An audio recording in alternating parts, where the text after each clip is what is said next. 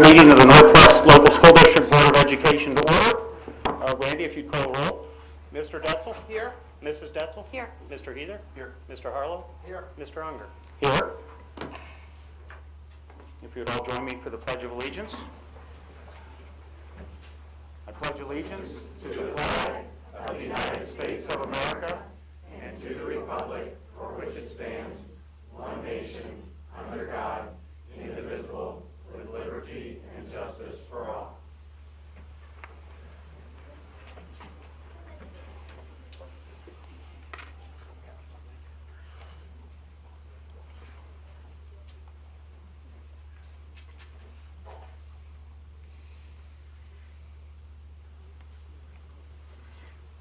There are no minutes to approve because we had 2 meetings in the past week, and this is jumping right to 7.1. Well, that's fine. I'll go with legislative update. I have no report. The House and Senate was off last week. Our next item is spring games with Northwest High School Intervention Specialist Melinda Woodward. Dr. Jackson? Yes, this is this month's SALT report, and I'm going to introduce Mrs. Leslie Silvernager, and she will introduce the group that's going to present for us. Good evening. Tonight we have Melinda Woodward from Northwest High School to present on the spring games. Melinda has been teaching as an intervention specialist for 23 years. She came to Northwest High School 15 years ago and has taught our SAIL and social skills unit. This will be the 5th year for the spring games, so she's going to tell you about past events and then also invite you to this year's event. Hello, thanks for having us. We just wanted to share a little bit about our spring games. We have an event coming up this year. May 16th from 10 to 1:30. It's held at Northwest High School. All's welcome to attend. If you're coming for lunch, I'd like an RSVP if possible. Go ahead. The event for the spring game is the students with special needs from the Northwest Local School District. The units from Northwest High School, Colerain High School, Pleasant Run Middle, and Colerain Middle, and also the unit from DDS from Houston participate in our program. It's a yearly event that allows the students to participate in track and field events, and the students participate in different events. They receive t-shirts, medals, and also lunch is provided. We also, at Northwest High School, have the NJROTC program comes in and does our national anthem to lead us in. This year, actually, Northwest Band is actually going to send some representatives out to play the national anthem this year. United Knights are a big help with us at the program. They send junior and senior students out to help us to facilitate the transition of the different events. They cheer the kids on, so it's a good experience for both. So for our community support, we're hoping, our fingers crossed, that Meyer works out for us this year. We actually have a donation letter put into them, so we hope that pans out. In the past, Kroger's helped us, and Butler Tech in the past 2 years has been very helpful, and they are making our medals that we give the students. They actually give this to us for nothing, so Butler Tech has been supportive for that. Carly's going to talk about our events. This is Carly Schoen. She's in my class. She's a junior. Come over here. All right, ready?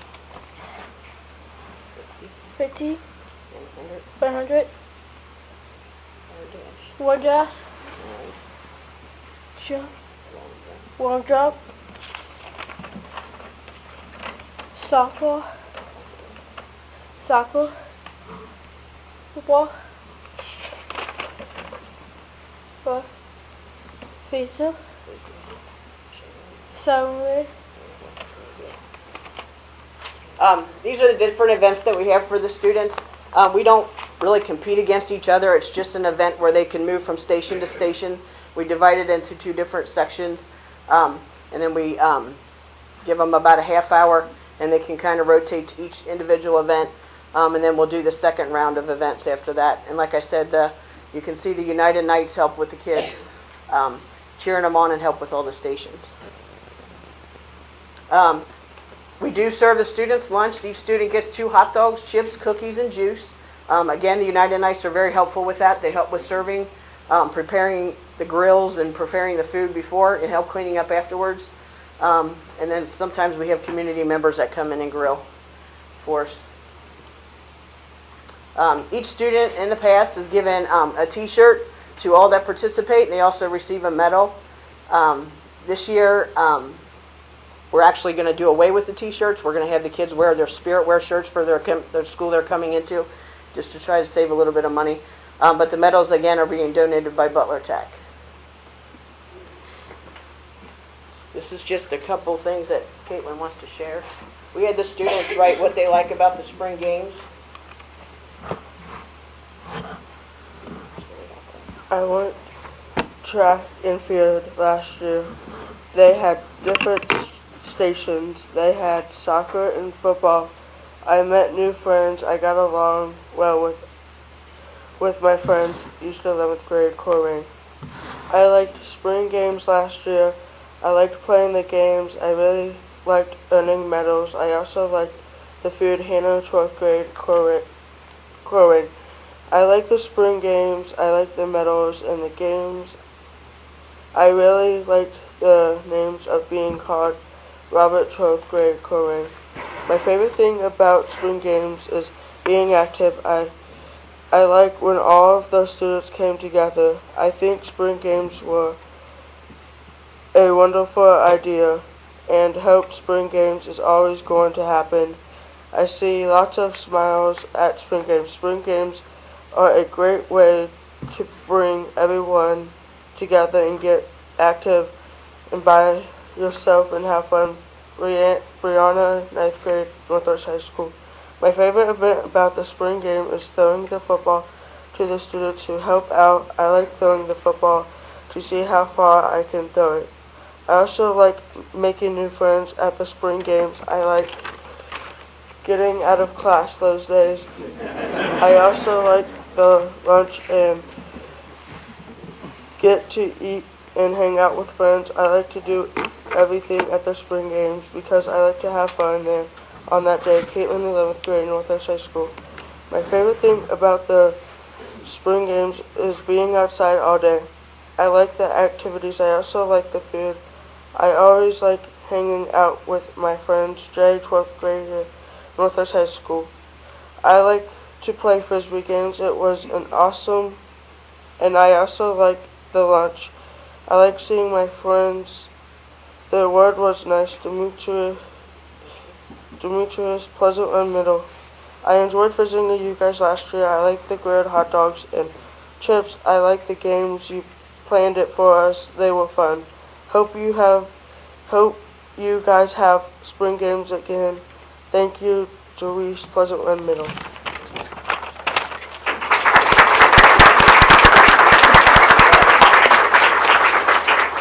These are just a few other comments that some of the other students had written.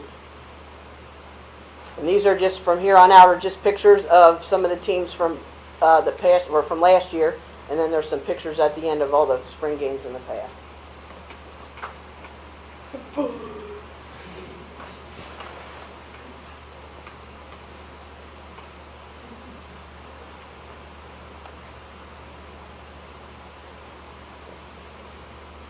The kids get their names announced when they get their medals, and it's exciting to see. They smile and they're just all happy to hear their names across the intercom.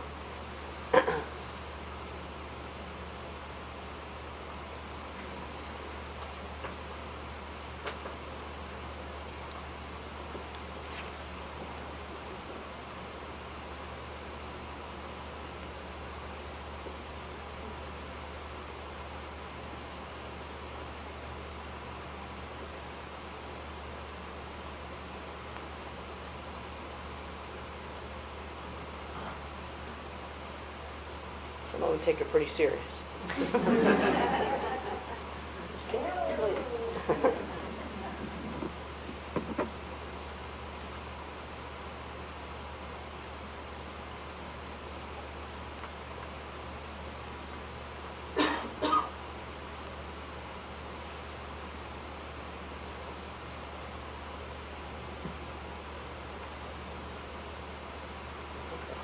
That's it.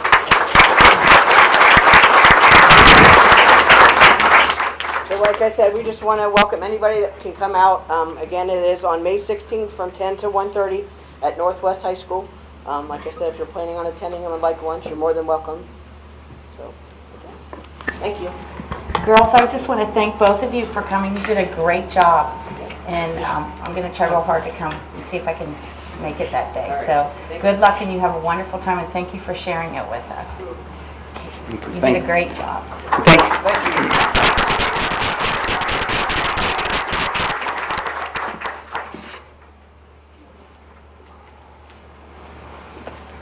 Our next item on the agenda will be our Butler Tech update.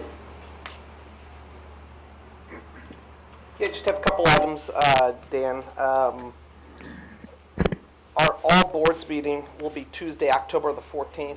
You guys can mark your calendar. The invitations will be going out in a couple of months, but we had already picked the date for that. The groundbreaking for the bioscience building is scheduled for May 19th at 11 a.m., which I believe is a Monday. We actually are trying to get that changed to like a Saturday, so all the board members and people who are working can get there for that. So I will let you know in the next week or so if we get that changed. And then we did have a discussion on the ROTC, the cost for that program, and Butler Tech is going to pick up half of that cost. We're just going to vote on it May 6th at our next board meeting. And that's it. And that'll be Butler Tech's meeting. I thought they met on the third Tuesday, or? We have a work session Okay. on I believe it's May 6th, and we'll be voting on it then. And are we all squared up on our end with that, Andrew? Yes. Okay, great. Next item is principal's report. Dr. Jackson. I'd like to introduce Mrs. Lori Reilly, Weigel Elementary Principal, and she will introduce who's with her for their presentation. Good evening. Like Dr. Jackson said, my name is Lori Reilly. I am the very proud principal of Weigel Elementary. And tonight we are going to talk just briefly about some learning goals and scales, or what I like to refer to are the 3 words that changed Weigel Elementary this year. Why use learning goals? First of all, learning goals and scales is a Marzano initiative that we have taken on this year. It's one of his best instructional practices. And what you'll find as we're going through this is it sounds very, very simple, learning goals. But what you will find is that it's not as easy as we make it out to seem. And it probably has a bigger impact than what anyone realizes. A learning goal identifies what a student will be able to do as a result of the instruction. Marzano says that it's the starting place for all effective instruction is designing and communicating clear learning goals. Learning goals convey to the students the destination for their lesson. Without a description of where they're headed, many of our students just kind of fly blindly in the classroom. They're taking in as much as they can, but they're not really sure where they're supposed to end up. We know that if teachers are not sure of their instructional goals, that the activities that they create are not focused, and when we are doing unfocused activities, we are not getting the best student learning. I can continue to talk about the importance of learning goals and what they mean, but probably more important is to introduce some teachers and students that will be able to tell you exactly how it impacts the classroom. So I would like to first welcome Mrs. Barb Stalker. She is a 3rd grade teacher at Weigel, and she has brought Alexa Kendall, our 3rd grader as well, and they are going to talk a little bit more about learning goals and the impact they've had in the classroom. Thanks, Mrs. Reilly. I teach 3rd grade math, and the learning goal that I have up every day is really the springboard to my entire lesson. What I find exciting is when the kids come in, the first thing they notice is the learning goal. And they can already start making comments about it to me before I even have a chance to talk about it. They'll talk about, well, yesterday it was this word, and today it's this word, and just about the different vocabulary before we've even started the lesson. So one of the first things that I do in starting a lesson using our learning goal is that we talk about it. I usually have the students read it to themselves, and then they read it aloud. One of the kids will read it aloud to the rest of the class. And sometimes we just talk about, well, what do you think that means? and I give different students an opportunity to talk about what they think the learning goal means for the day. If there's special vocabulary, we'll emphasize that, and I'll either identify the vocabulary or I'll have them pay special attention to that vocabulary word so that they have an idea as to what they really need to be listening for in the lesson. And we do refer to the learning goal throughout the entire lesson, just so that they have an idea as to whether or not they're on track as to what they should be learning for the course of the lesson. And with that, I'll turn it over to Alexa. When I walk into one of my third grade classrooms, I look at the learning goal and I think to myself, have I learned this before, and do I know anything about this? The learning goal helps me to stay focused during the lesson. Without learning goals, kids won't be motivated to work hard and to learn. Learning goals allow us to prepare to go on to the next grade.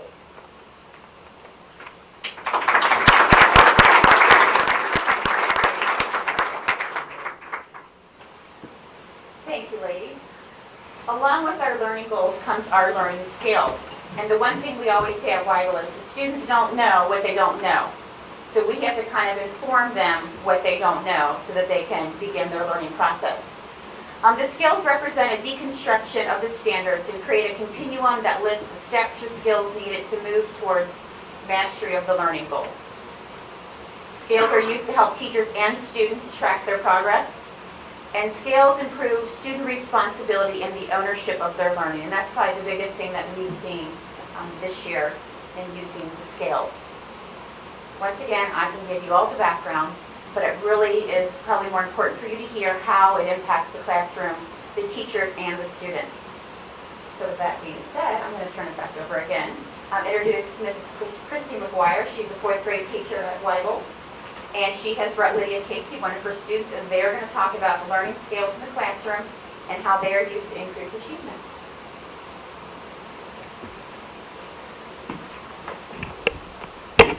Learning scales are a kind of taken apart version of those big standards that we read in the Ohio standards that we get as teachers. We get these paragraphs with huge long words that try to describe to children what they need to learn. And so deconstructing that means taking it apart and helping them understand where they need to go to get to all that big information. Sometimes it's very clear. Can you add? Can you subtract? Can you multiply by 2-digit numbers? Sometimes, however, there's a goal that is so confusing for kids that we have to take it apart and do 2 goals, 2 scales, 2 learning ability levels for them. So what I brought with me today was a couple of scales. This one is a fractions learning scale, and this one is for just comparing, ordering fractions, and seeing if students even know what a fraction is. They learn basics in 3rd grade, but as we continue through 4th grade, we try to talk about how can they make equivalent fractions, and how can they compare, and can they put fractions in order. And so we start with a goal maybe like that. But as the students get that, and that's the easy part, believe it or not, then we go to the part where they have to convert those to decimals. And how does a fraction and a decimal compare, and how do they go together? So in my classroom, the way I use these is when we begin a new unit, I talk about what that scale means. They know that their goal is to get to a 3. Everybody wants to try to get to a 3. We always think A, B, C, D. Oh, they got to get to a 4. But really, a 4 means that you can take what you've learned and apply it to lots of different ways. If they can meet the 4th grade standard, they have reached a 3. So on this scale, if they can convert a fraction to a decimal when the denominator is 10 or 100, and they can add or subtract decimals, they have reached their goal as a 4th grader. If I give them a problem-solving situation, or if I give them a fraction that has 1/4 as the denominator, or 1/8, and they can make that into a decimal, then they've definitely gone beyond 4th grade. If they still need my help, and they might be able to convert, or they might be able to just add and subtract, then they're on their way. They've gotten to a 2. And if they totally need my help all the time, they know that they're at a 1. But they're in charge of keeping track of that themselves. And so Lydia has a couple of things that she brought to show you, and she's going to tell you about that. Hi, my name is Lydia Casey, and I'm here to tell you about learning scales. These scales help me with my learning goals. They track my progress and help me reach my math goals. My math goals are numbered 1 to 4. Each number means a different level of learning. For example, if I get a 2, that means I'm working toward my goal. If I get 3, it means I met my goal. If I get 4, it means I'm learning above my goal. I have 2 math skills I would like to share with you. The first one is about fractions. On February 7th, I was performing at level 2, which means I was working towards the goal of understanding and comparing fractions. On February 11th, I was still performing at a level 2, but by February 12th, I reached my goal and was performing at a level 3. This means I had a good understanding of fractions and how to compare them. The second learning skill I'd like to share with you is about measurement. My goal is to be able to measure length, capacity, and mass in both customary and metric units. On March 10th, I was performing at level 1, which means I need a lot of help from my teacher. A few days later, I moved up to a level 2, and by March 21st, I mastered my measurement goal and was performing at a level 3. Using learning skills has helped me become successful in 4th grade. They help me know what is expected of me. Without them, I wouldn't know how far I need to reach or how much harder I need to work. They help me stay focused on my learning. I like seeing the progress I am making each week. It makes me feel good to see how much progress I am making. By looking at the past goals, I know I need to continue to work hard in order to meet my new goals. They motivate me to do better and always try my best. I am often proud of myself that I see my progress and I look forward to my next set of learning skills.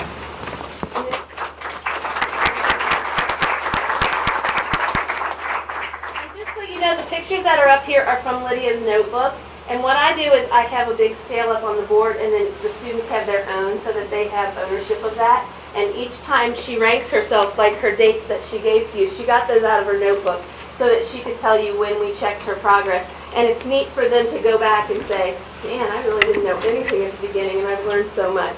So, thank you.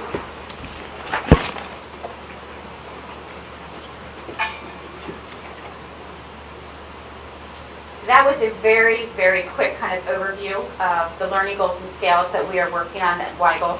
I appreciate the opportunity that we had here to kind of give you a little glimpse of some of the great things that we're doing.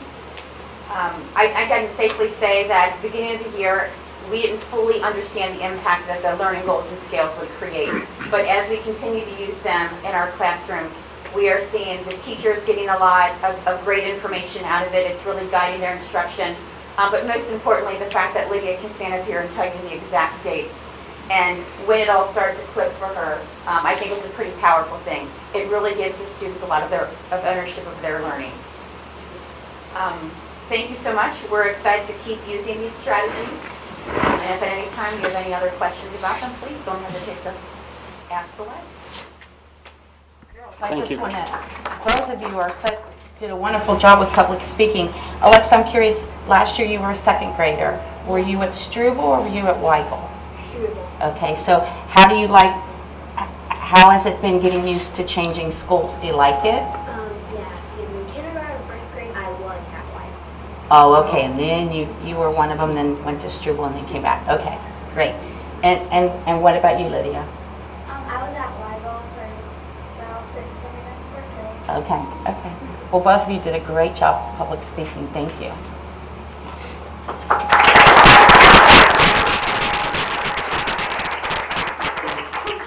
Thank you for your report. At this time, if I can have the 2 groups who reported out in the front hallway of photos.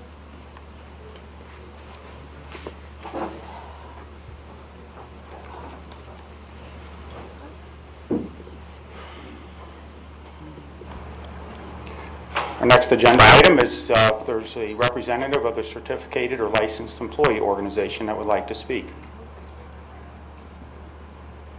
Seeing none, we will move to classified employees. Is there a person from the classified employee organization that would like to speak?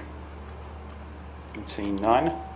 Report from school-related organizations. Is there a representative from a school-related organization that would like to speak? Seeing none, we will go to community comments. I have received a number of yellow cards, 7 of them, and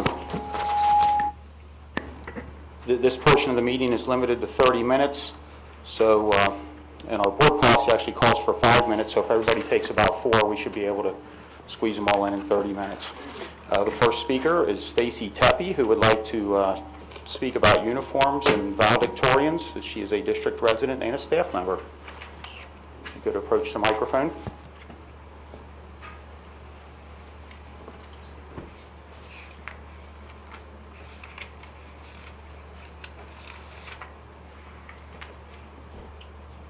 Hi, my name is Stacy Tepe. I am a parent of 4 kids that have attended or are currently attending Coleraine High School. Been through the Coleraine system, and I also coach swimming and diving and track. And I have a few comments about uniforms and the valedictorian issues that were brought up at the last meeting. I'm actually really concerned about the disregard that a few of you have for the policies and procedures that we have currently, and question some of the vested interests that you have.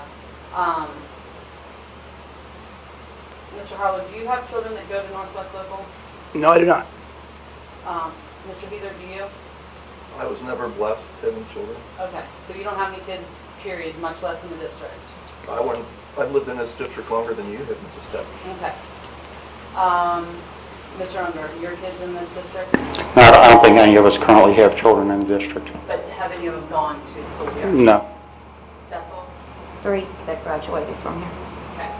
So, I know that our current policy on uniforms is that they're school-driven, that's correct? That's the current policy? They're school-driven? Sure, that's correct. Okay. By staff, parents, students to be surveyed, those types of things.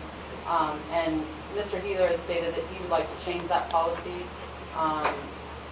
as he currently states that, as we've heard several times in the last several meetings, that he has now the new majority vote, so he can do those kinds of things. All the schools have issues, and that is just part of society today. I think if we want uniforms in our schools, then we need to have input from the schools that are going to be affected and the people that are staffing those schools, the administrators, the parents. And I would appreciate it if you'd go with some of the policies that we currently have, because those have seemed to work in the past. As far as the valedictorian issue, I have 4 children that have all been at Coleraine High School. They've all been in the top 5% of their class. They've worked hard, they've been involved, they've played sports, they've been in leadership, they're in clubs. And I think they all deserve to be recognized, not just one person. I think that's a great way for us to showcase all of our students, maybe 15 of them versus 1 or 2. I don't know how many schools even do that anymore. So I think that our system works. It recognizes the top students. They all deserve to be recognized. I think our students would choose that. I think it might be a little bit of an unhealthy situation if you are pitting. The kids know their rank. The top 15 kids know where they are. They know when they move up. They know when somebody slips. And I'm not sure if you know how colleges are doing things these days, but I currently have a senior, and they really don't care what rank, if you're valedictorian or not. They care about your ACT score, your SAT score. They may ask you what class rank you have and out of how many students, but your scholarships and those types of things pretty much depend on your test scores. So for that to be even considered to be changed, I just think we have so many other issues that we need to worry about that isn't something that we should be even trying to fix or change. Thank you. Thank you, Mrs. Tepe. Our next speaker will be Chris Tepe, a district parent, about architect selection.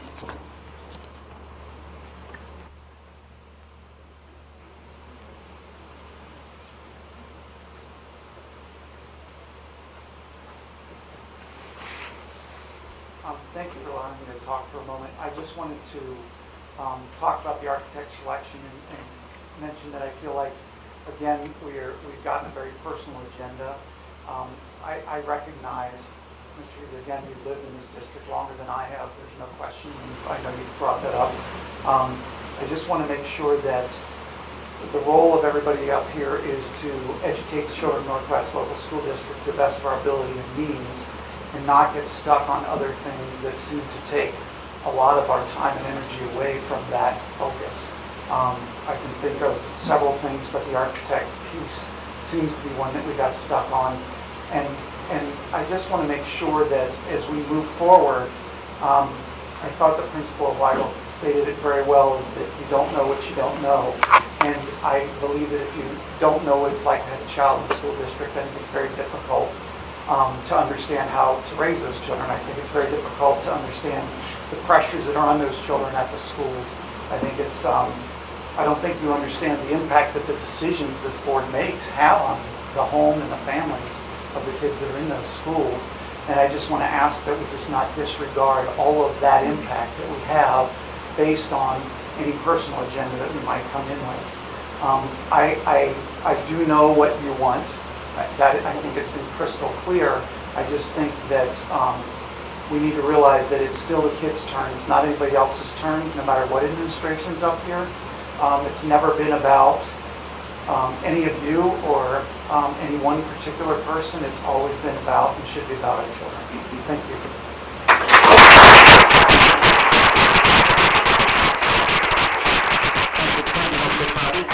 Our next speaker will be Carrie Tepe, once a student at Coleraine High School, would like to speak about uniforms.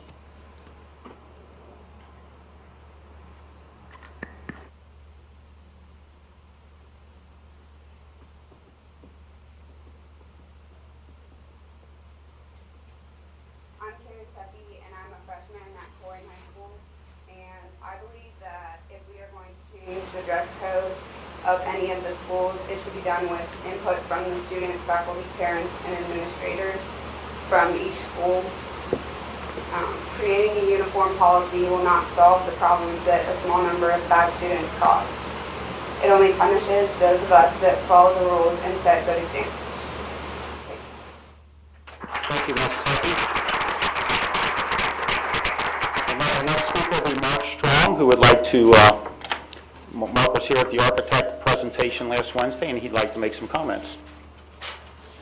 I know I didn't make the cut for slides, so I made copies. So, Thank you.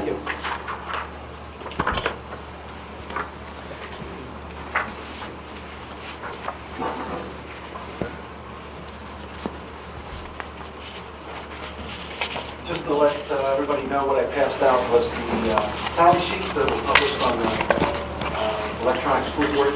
And then I did an information request per the Ohio Revised Code about the individual taxes as well. Happy to share those with you at a later time. Thank you for the opportunity to speak. I'm a parent of the district and a community member with 2 graduates and 1 child currently at Coleraine High School. I did attend Wednesday night's architect review. Appreciate you opening up to the public. I encourage y'all, I was the public. So come on out and join us. I've been actively emailing with several board members about the issues brought up during that meeting, even being accused of hating them and not having Christian motives to love your neighbor as yourself. So I just wanted to set the record straight. I do not hate anyone on the school board, but I do disagree with several of your policies, tactics, and motives, and as a concerned citizen, I feel called to speak out. Actually, I do love my neighbors, and I even love my school board members. All right? I show my love by calling out what I believe to be unethical behavior and holding them accountable just as I do any Christian brother. All right? Just to set that straight. On the agenda tonight is a recommendation from Dr. Jackson on the architect for our master building plan. Based on a fair and equitable RFP engagement that allowed firms to first respond, then present and be ranked in 6 categories. Per extensive discussion last Monday, every board member had the opportunity to review the presentation and score their choices. There were 4 firms, so in each category, which there were 6 categories, each was scored with a first, second, third, and fourth in that category. When added up and averaged out, the total score was determined. The total lowest score was the winner. The published results show that both the scores of justified school board members as well as the totals, which include several central office personnel, that were recorded. Mr. Harlow decided to DQ one firm, disqualified, but since you can't average in a DQ to a number, Dr. Jackson converted that DQ to a 4th place. Seems very logical, not confusing or complicated. I asked Mr. Harlow at some point to restate here in the meeting prior to any further discussion on the RFP that his DQ is indeed a 4 and reinforced Dr. Jackson's scoring properties, and that Mr. Harlow meant nothing else other than last place, a 4 with his DQ. That's correct. Thank you. For several years, board members have complained that vendors in our district have been shut out, and that previous boards have favored vendors, even implying they were chosen because Mr. Green showed up. I encourage, if you missed last Monday's meeting, to watch it. Lots of discussion about Mr. Green showing up, influencing board decisions. Fair? Now, the board has engaged architectural firms for a master plan, and those firms have expected a fair evaluation. They deserve it. The scores are in, and per the board directive, a recommendation will be made by Dr. Jackson based on the scoring. We could argue the validity of a DQ that was converted to a 4, or whether 6 categories is too complex. But I remind you that this could potentially be a $100 million project. All right? The results were tallied, and a top firm was determined. Interestingly, very close, 0.2 of 1 point on the scoring. But as the board discussed last Monday, as in sports, you got to have a winner, and you have a second place. Just like our conversation about summa cum laude and valedictorian and salutatorian, a lot was mentioned about, like in wrestling, they don't give everybody first place medal. Somebody scores the highest, even if it's very close, 0.2 of a point. So I would suggest exactly the same occurred in the RFP for the architects. It was a very close vote, and the winner was determined. I urge you to respect that decision and show the public that your method was honorable. It was not skewed by Dr. Jackson or anyone else. The simple rankings in important categories were added up and averaged. Results of just the 5 board members, as well as the 5 plus central office, show the same result, and the winning firm should be recommended and approved. Both totals reinforce the proper choice. Actually, Mr. Harlow, just about your DQ, you awarded the same numbers of 2s and 3s to SHB, showing, that therefore it might not have been your last choice, as was implied in some other emails. Also, let's see, we covered that. Regardless of scoring, I agree and understand that the real vote is based on your voting on his recommendation, which, as his letter states, is based on the process the board instituted, and I assumed agreed to follow. In business, we evaluate RFPs all the time with the exact same ranking sheets, categories, positions. When added up, you have a ranking. Not confusing, not complex. When businesses reply to RFPs, they expect fair treatment. Again, several of the board members have implied that previous were unfairly awarded by favoritism when Mr. Green showed up. Here's the opportunity to show the public and the vendor community dealing with Northwest School District that it is fair in awarding its business. RFPs are issued, scores are tallied, and the board recommends per those tallies. The results are out in the open, and the winner selected. Transparency is key, and I urge you to follow that. I actually applaud the board for going to such great lengths to be fair and inclusive on this RFP. It's evaluated by more than just a select subcommittee. Everybody had a chance. Maybe the results didn't benefit every member, so feel free to vote how you wish, but I implore you, anything other than a 5-0 recommendation calls into question your motives for the RFP. All right? If we're to trust the board going forward, we must adhere to the results of the process. It's that simple. It's not a hate issue. It's just an honesty and integrity issue. I beg you to keep your word, be ethical and honest. The RFP was perfectly executed. I hear at every meeting, elections have consequences. There's a new majority in town, things like that. I'd say RFP tally sheets have consequences. Some in the majority may be upset with the results, but show that your integrity is sound and the true motivation was to get a fair process. Mr. Heather, I implore you to adhere to the process and hear your own words. Mr. Harlow, I ask you to state that it was 4, which you did. Mr. Unger, I'd ask you to respect this process. Doing otherwise will clearly show intent. The Mr. Green comment is unprofessional, since you accept donations as well. Okay? You can't have it both ways. It doesn't matter big or small. In the eyes of the law, if it's legal, no difference. And Dexter pointed that out great last Monday. Okay? So I hope all vendors support our district, whether it's donations to the levy, fundraisers, bake sales, car washes, anything. If it helps the school, let's encourage it. I believe we already do such through sponsorships, banners around the school, and we have corporate partners for every building. Coming up. You're still within your 4 minutes, so kind of round up in 30 seconds. All right. I'll jump ahead. I think I've made my point about the RFP. I also urge you to respect current policy on the uniform issue. It's not a magic wand, but rather potentially it's a part of an overall plan of improvement. I'd suggest we not pick such a potential lightning rod issue as our first step.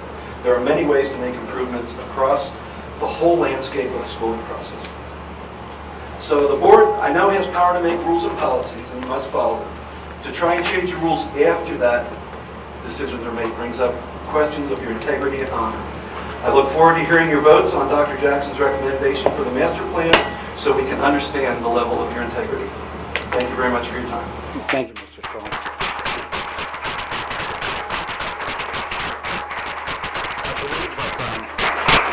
I believe Dr. Jackson was going to try to attach those 5 score sheets to the electronic school board. They're on there. Okay, so anybody who wants to see the 5 individual score sheets, or you can look up tonight's meeting on ESB and you will see them. The next speaker is Mr. Denny Hirsch, who would like to talk about school uniforms at Coleraine High School.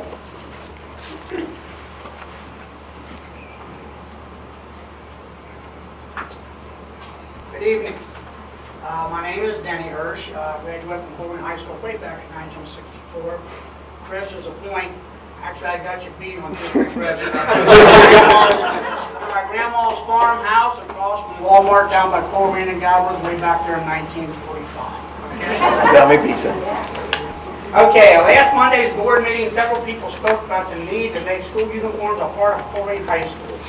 One board member even stated that since the uniform policy at Northwest High School was adopted, the school on the rise. It would infer that at Coleraine High, we have uniforms, that similar results would be seen. Citizens from the audience seemed suggested there was a major gang problem at Coleraine and that body bags would soon be emerging unless uniforms were adopted. As I sat this, I was wondering where they got their misguided information.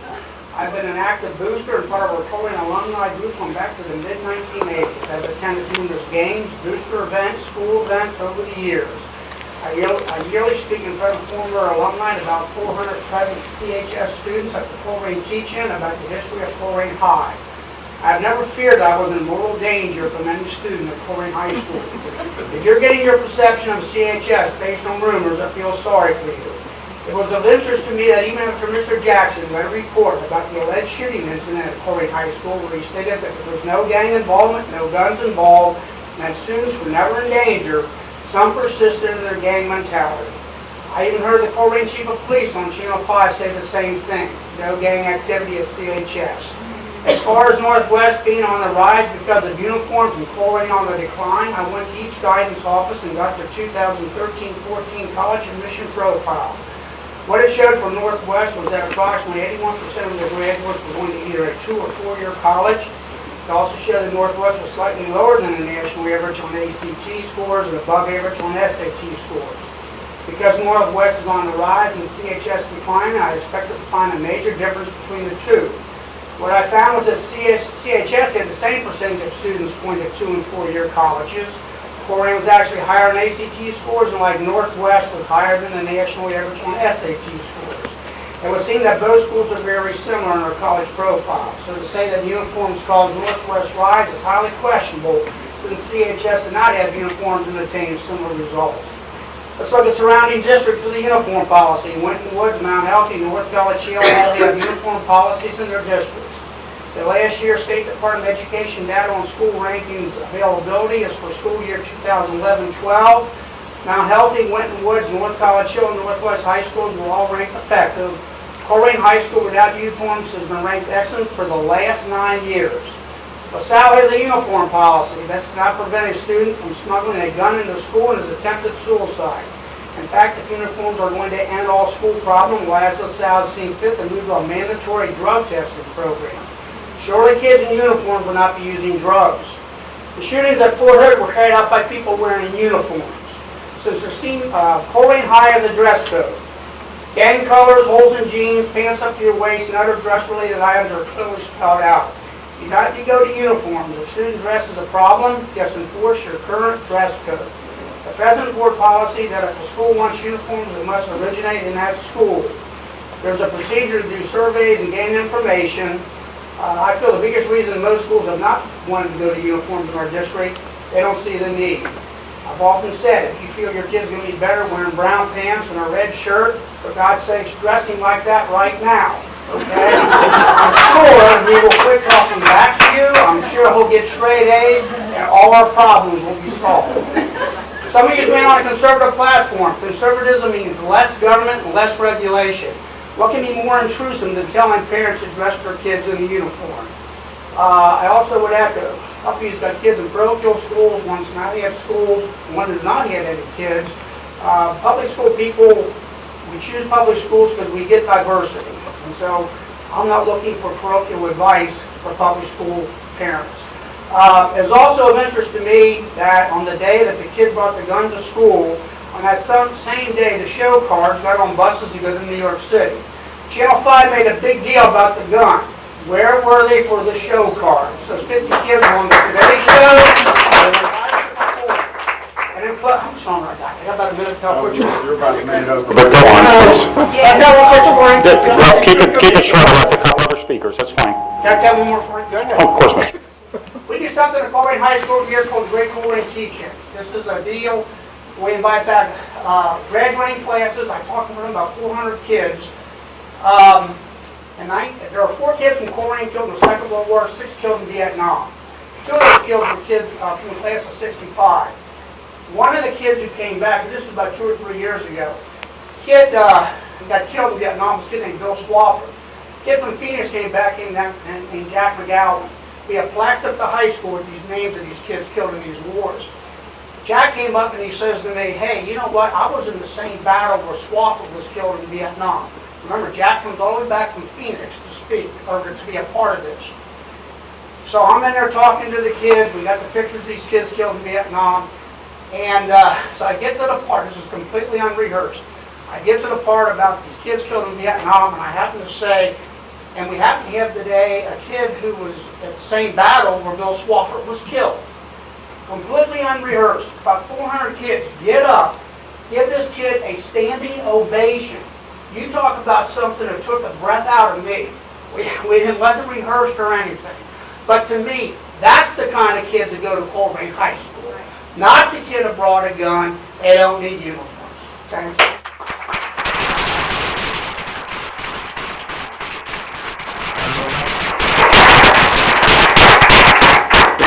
The next speaker will be David Denny, who's a district resident and would like to talk about Mr. Heather.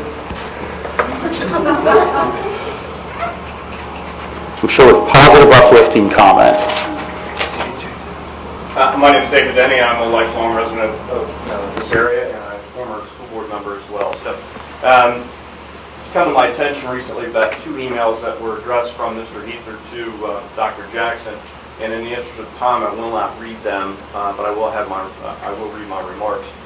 These are very disturbing to say the least, and they are public records, so I'm sure Mr. Bertram would be more than happy to share them with anybody that makes those requests. So, Mr. Heather, these 2 emails are public documents and don't reflect well on you or your silent comrades of the quote-unquote new majority. You have publicly and ferociously attacked and threatened our superintendent by comparing him to Joseph Stalin. Really? Calling him a liar by saying he posted false results and have quote-unquote clearly skewed the results in which is now a public document. You threatened his job by saying if you can't handle working with the new majority, then we all need to sit down and chat about that, as perhaps this isn't the place you should be. I had the pleasure and I had the honor of working with Dr. Jackson and found him to be a man of integrity, honesty, and of great character. Never once did I have an uneasy thought or feeling about his actions and intentions, even when I disagreed with him. His professionalism and integrity are intact, and for you to publicly question them in the manner in which you did, you should be ashamed of your actions, and at the very least, provide a public apology. If you can't do that, and you can't find a way to have a working relationship, and you are not Commander-in-Chief, as you kind of referred to it in your email to him, Dr. Jackson reports to the 5 of you. I would encourage you to resign.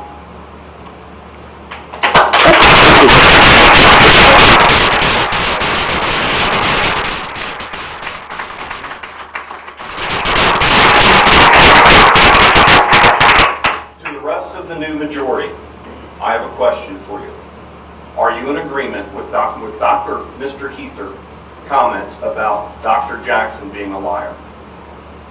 No, I'm not in agreement with that, David. And this is not a forum for you. Absolutely. Well, you're on Mr. Heather about personally attacking the superintendent, and you're personally attacking Mr. Heather. This is more of a Question, Dan. Open forum.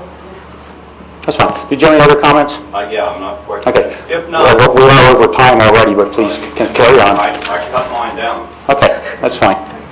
If not, will you ask Mr. Heather to publicly apologize to Dr. Jackson and get on with the business of education? In the 4 previous years, I had not heard one complaint or negative comment from Mr. Unger or anybody else in our community regarding our attorney and our architects.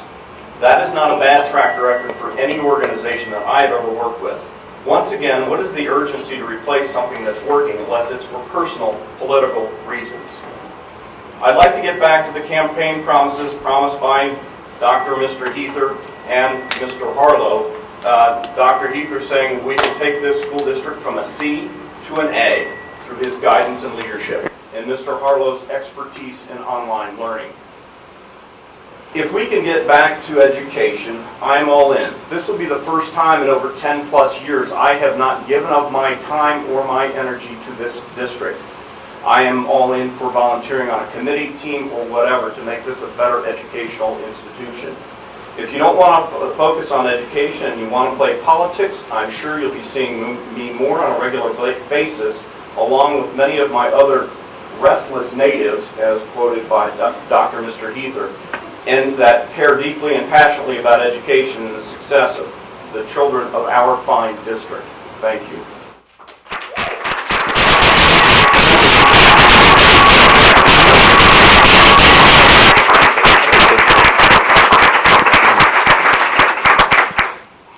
Dave, I didn't know you were going to come up here and pontificate tonight. Mr. Jackson, would you care to tell him about my phone call this morning? Yeah, Dr. Heather did leave me a voicemail apologizing for the email he sent. Is that all? That's all. Thank you. Jim Steinbeck is a district resident that would like to talk about top issues facing the district. Thank you. My name is Jim Steinbeck. I've had 2 daughters graduate from Corrigan High School, and I currently have a daughter who's a junior. I'm just confused by the things that seem to be the top issues. We're talking about changing how we recognize our top students, whether it's the SUMA program, going to a valedictorian salutatorian type-based program, or whether we need to implement school uniforms. I would question each of the board members. What do you see as the top 3 or 4 issues facing our district? And if uniforms and the salutatorian valedictorian issue are the top 3 or 4 issues, by all means, let's address those very important issues. But I just can't believe that we're taking our focus away from what our school district really needs. I've lived here my whole life, just as I know Mr. Unger has. We've known each other a long time. So I care deeply about this community. As far as I'm concerned, I'm going to be planted in the earth in this community when I go on. But I want our kids, not my kids, I want the kids that come after my kids to have every opportunity that I had and that my kids have had. My kids have had a great education at Corrigan High School. They've had tremendous opportunities. My oldest daughter's just graduated from a master's program. I have a middle daughter in college and again, a junior here at Corrigan. All have graduated at the top of their class. I would challenge the board to reach out to the community to try to find common ground. Let's try to work together. Fighting over what I would consider to be pretty meaningless issues isn't going to do anything to help our students going forward. Thank you.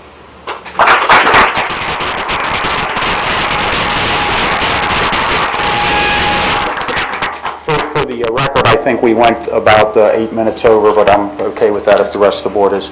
Could you pass these down to, we're at 38 minutes. I do need to run. We started at 7:26. Okay, I'm looking at the other clock. That's why. Our clocks are a couple minutes off, and it's been like that for 20 years, probably.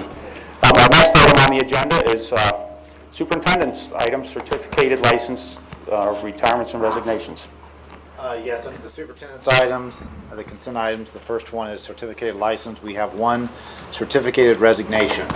So the superintendent recommends the Board of Education approve the certificated license, personnel, retirements, and resignations as listed. So moved. Second. Is there any discussion? Hearing none, Mr. Bertram?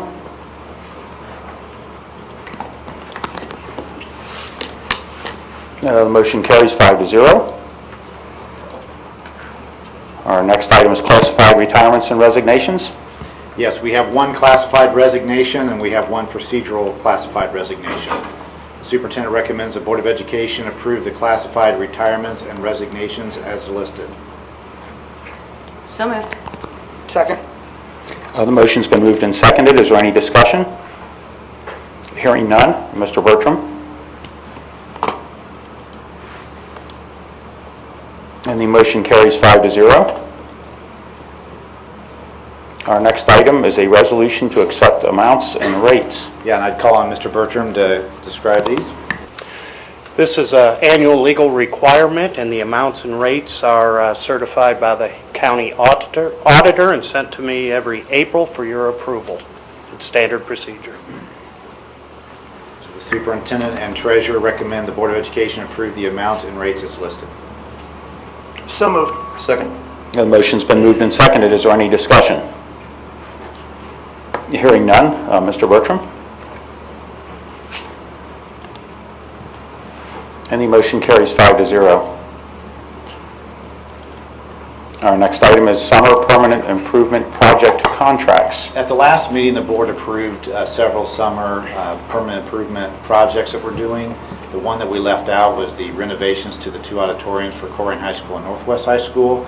There was a problem with the two lowest bids, so our current architect, SHP, has been working with the contractors to try to get it sorted out. So they brought back a recommendation that we go ahead and approve Kramer and Feldman to do the auditorium renovations at both Colerain High School and Northwest High School.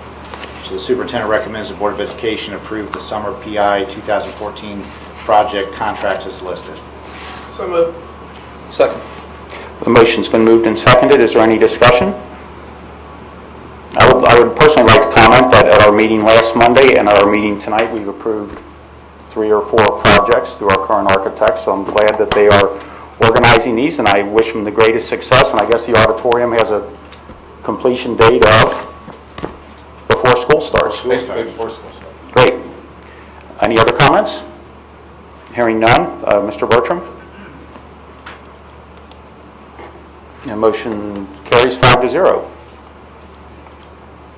Our next item is a master facility plan architect selection. To update everyone in the audience and for the board, we had 7 architects submit proposals.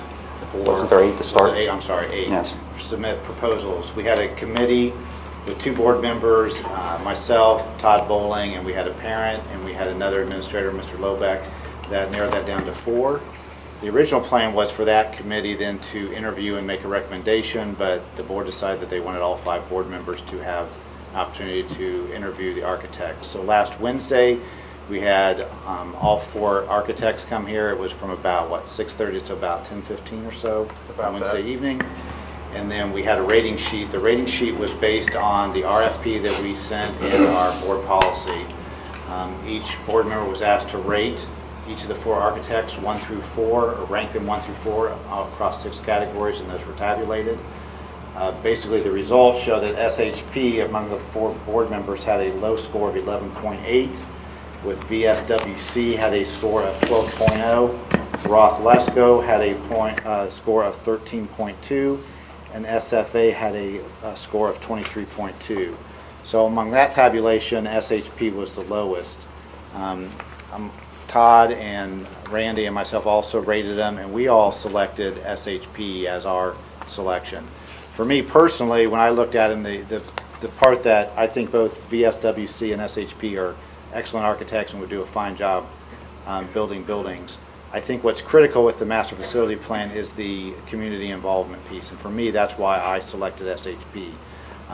3 of the board members, your top choice was VSWC, and 2 others was SHP, but when we broke it down into each category, SHP won by just a small amount.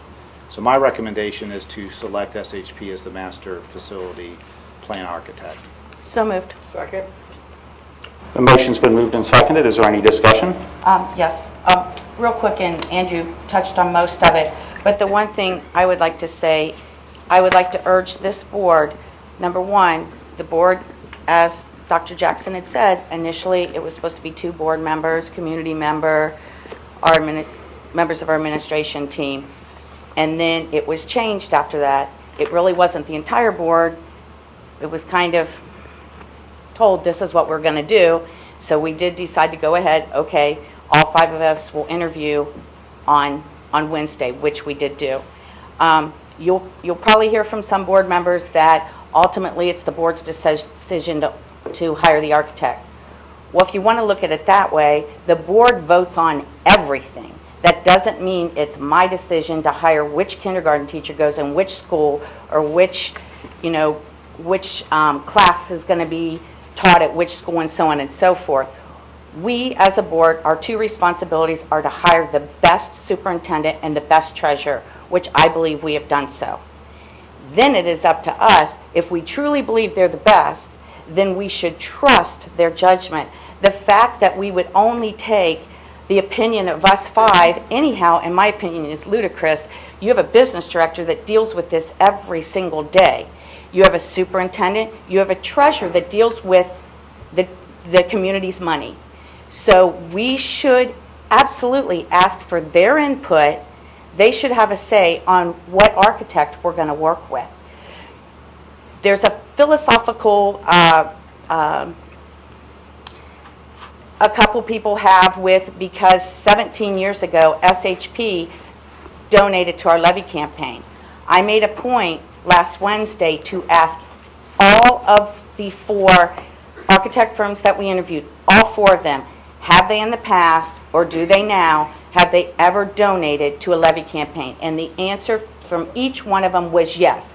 It shouldn't matter if it's $5 or $10 or $10,000, or they paid for the signs, or they paid for the person that helped organize things, or they ran off all the copies. Bottom line, you either philosophically agree or disagree with a donation, be it in kind or in cash. So you cannot rule out one when all 4 of them have, and still have in one way or another, donate to levy campaigns. And shouldn't they? Shouldn't they want? Don't you want firms that want to help you get the levies passed, to educate your community? With that said, what I urge this board, if we vote this and it's a 2-3 vote, and then 3 of you come back with a new wanting to vote another firm after we did all this, then to be perfectly honest, this whole process was a slap in the face. It's a slap in the face to those 3 that stayed here for 17 hours. They were here from the morning until 10:15 at night. The rest of us did get to go home in between our jobs. It's a slap in the face to the Waycross volunteer that was here and taped all that, and to the other 3 firms, because quite honestly, it's been made very clear that our what am I trying to say, has consequences. And if the 3 of you already knew or already know what you want to do, then why did we do it in the first place? We wasted a whole lot of people's time. I urge you, if you really want to be transparent, we did it the fair way. And we should absolutely take the recommendation of the 3 people on the team to our right who we hire to run this district. We don't run this district. They should be running the district. That's all I have to say.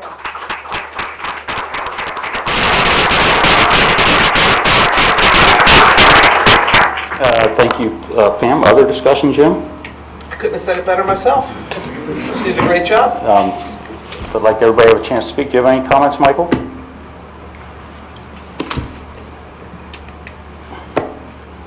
To be perfectly honest, I saw 3 first-place votes for one of these. I came in, I looked at the 4 of them. I don't have any history with any of the 4 of them, individuals or as a firm. I rated 1 a little bit higher, put 2 in the middle, put 1 at the bottom. During presentations, I moved the one from the bottom up into the middle, and I moved one of the ones from the middle into the bottom. We all know which one that is. That characterization may seem unduly harsh, but as it turns out, they weren't really much in the running anyway, probably from other people's characterizations as well.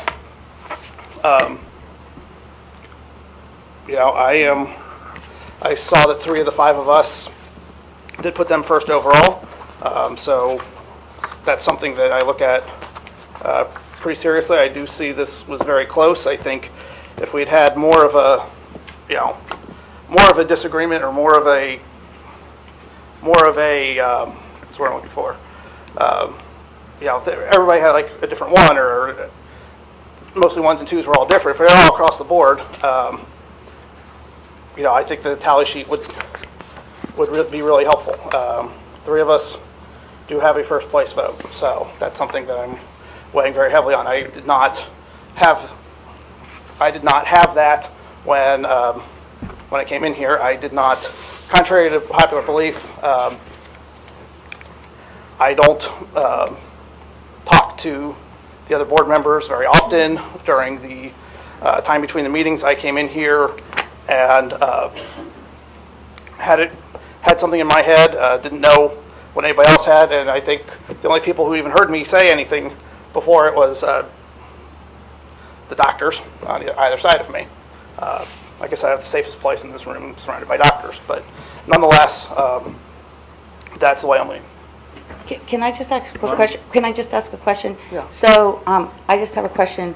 As a board member, Michael, you're not taking, you don't feel any inclination of taking the recommendation from the man to your right and to the business director who does this every day and to the treasurer?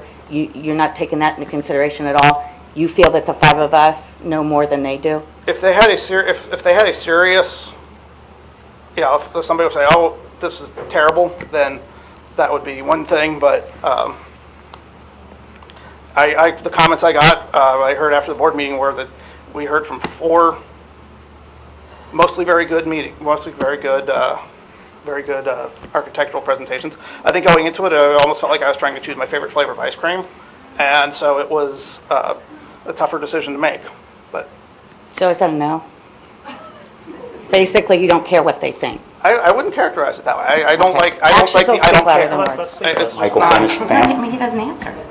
Well, he's allowed to speak. Okay. Did you have any comments, Dr. Heater? Yeah, Dean, if I can get my mic on. I don't know anything about architects, but I did talk to somebody who's worked with all 4 firms for years, who is a district resident, who has a child in our schools, somebody who's got as much experience in this as anybody. And I think that's where the consensus came from, was when somebody rates one firm significantly above another one because of the the attention to detail and the follow-up, that sways you.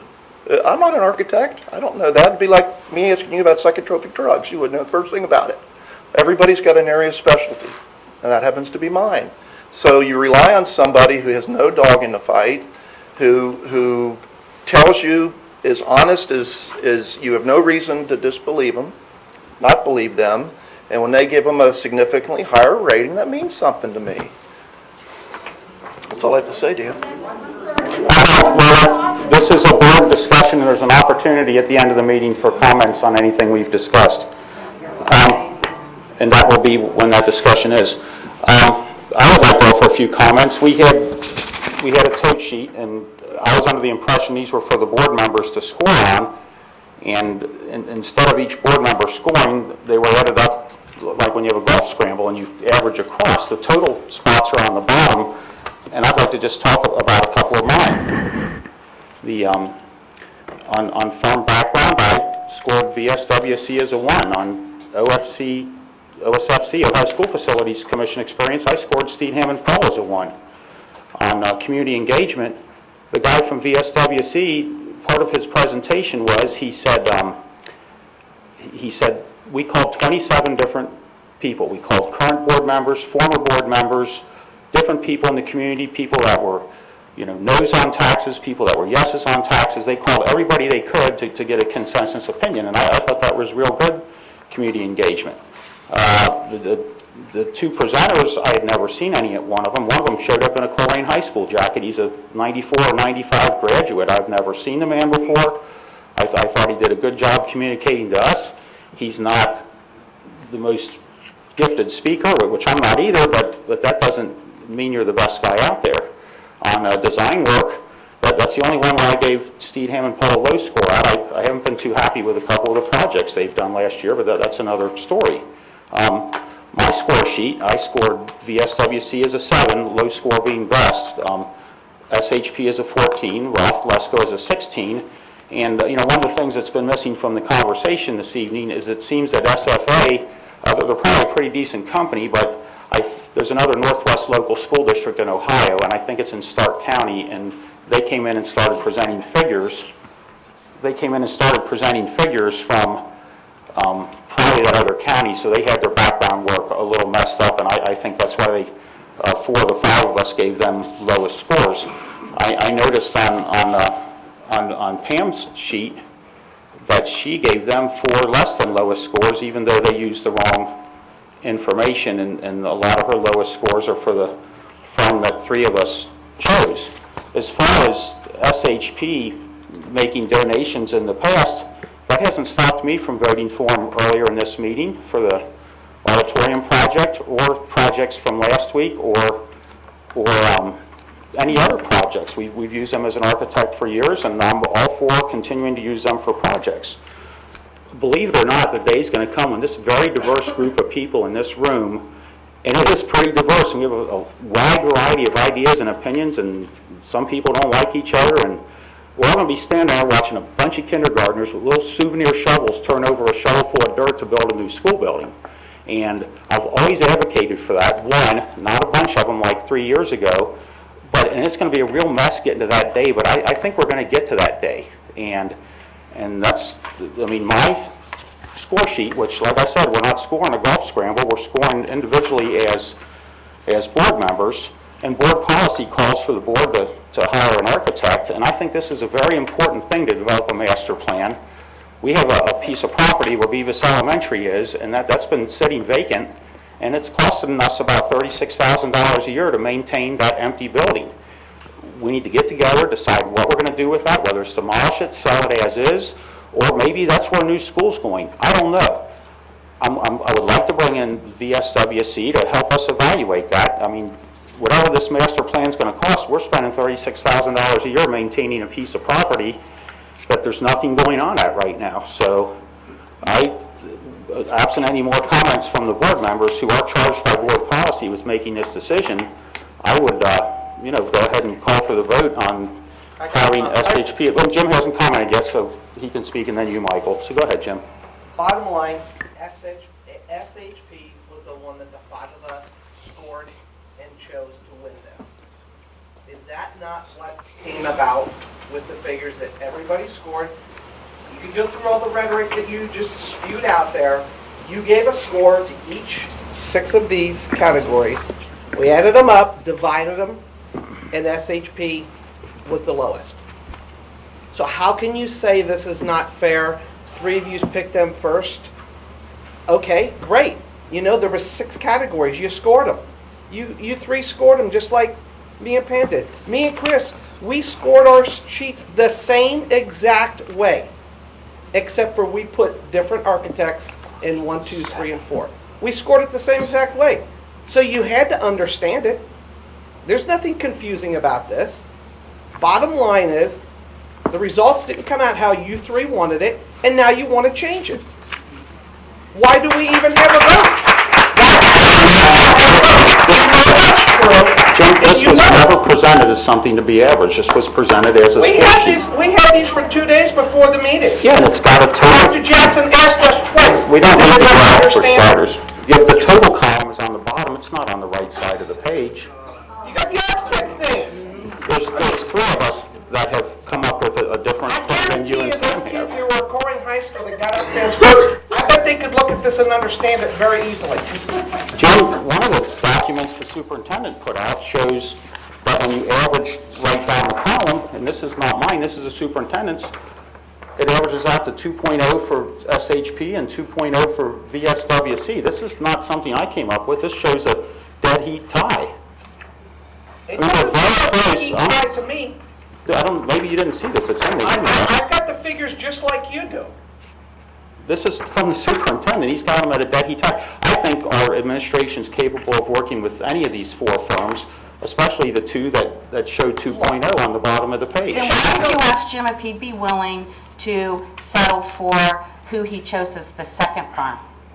You are so Which is not VSWC. I think Jim said versus so against SHP, you were willing to throw him a bone and play politics and see if, So we if could we were that he would go with who he voted with second. So that wouldn't be who you three think is the best. Pam, You were willing to go with that. I'm just curious why. If you're so gung-ho about VSWC and for all the right reasons, then why were you willing to compromise and go with a firm that, let's see, if we're going to spew these out here, I believe you picked them as third. You were willing to go with them. Pam, because I'm looking for a compromise so that you said this has to be a 5-0 vote. You don't like VSWC. We didn't pick SHP, but let's meet in the middle and pick the third guy. If you don't like half of them and we don't like the other half, I mean, there's no compromising with Do you you. really think these companies that are hearing this conversation are going to want to work with us? Do you really? I think Do you really think that? Did you call them to say, hey, it could be a 3-2 vote on your contract? Are you? Do you gonna think wanna that would work be with us? micromanaging if you insist that I call them? I don't know. I'm just asking you. I mean, I'm just asking your opinion. Do you really think they're going to want to work with us? You know what? I want to go on record and say, you know what? Because Roth Lesko, I was impressed with the fact that next to SHP, they worked with a district, I believe it was, I don't have my notes with me, was it Springfield or? Springfield, Ohio. Springfield, Ohio, where they had to go through a tough building decision where they were cutting down from, and I don't want to... 23 schools to 16. 23 to 16. They even combined to one high school. I'm not saying we're doing that. I'm just saying they went through all kinds of stuff, and I was really impressed with them. And I did grade them and SHP the highest under education because those were the only two firms out of the four that had somebody on their team that was formerly from education. He was a former superintendent, principal. He's now, he was a teacher, and he is now actually a newly elected board member. And I thought that was really good to have somebody on the team like that. So, you know, you never asked me, you never called me. Jim did tell me about that after the conversation. So, you know what, Dan? You asked me that. You know what? Absolutely. It's clear you're not going to vote for SHP. And I think Roth and Lesko brings more to the table. They're more charismatic. And I like the education piece because we're here for education. So, yes, to get a 5-0 vote, I would be willing to do that. I will compromise. Pam, I did call, one of the problems with, and Jim will admit this, Jim and I, or me and you, have talked more in the last 4 months that I've been president of this board than in the 6 years that I was the minority member. I got one phone call from Jim one time when he needed my vote on something, which I agreed with him with and offered to give him my vote.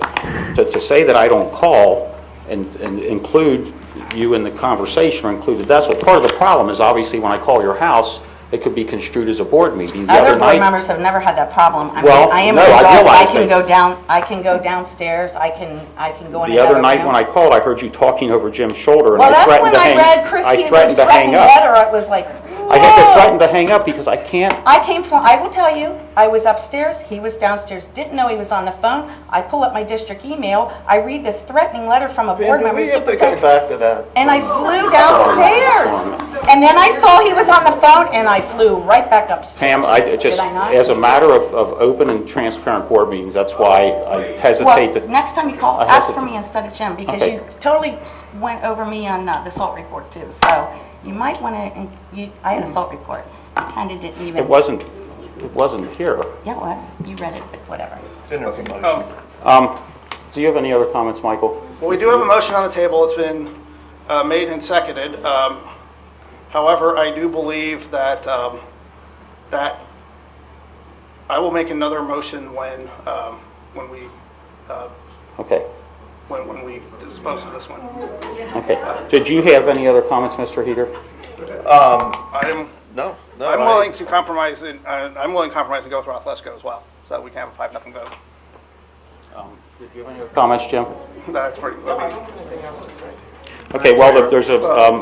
Can I clarify that tie Sure. vote that you referenced?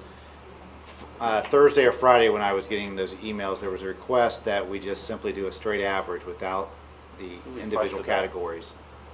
Who requested that? Dr. Heater requested that. So I sent that out to everyone. So with the straight average, SHP and VSWC tied amongst the 5 board members. If you consider my input with Mr. Bowling and Mr. Bertram, SHP was in first place and VSWC was in second place. With that, just straight average that you had requested.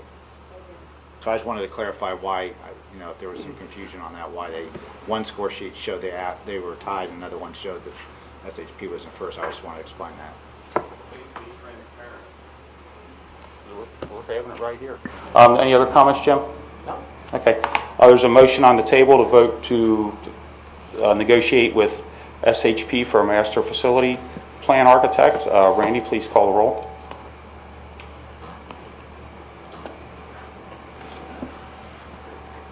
And the motion fails 2-3. Do we have to motion to amend the agenda to have another motion? No, because this is top. We're still topical. Okay. I motion to accept Roth Lesko as our. Second that. Any discussion?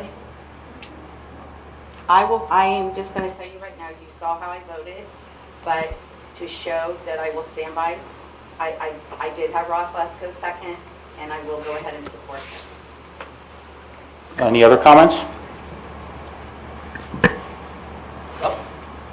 So we have a motion, and you seconded it? I guess it's not been programmed We have a yet. motion and a second, and Randy, please, I don't know if you can, okay, thank you. That's for discussion. I asked for discussion, nobody has any comments. Well, Randy's doing that. I think it just proves that everybody thought we had some kind of connection to the, I don't even know their name, VSWC.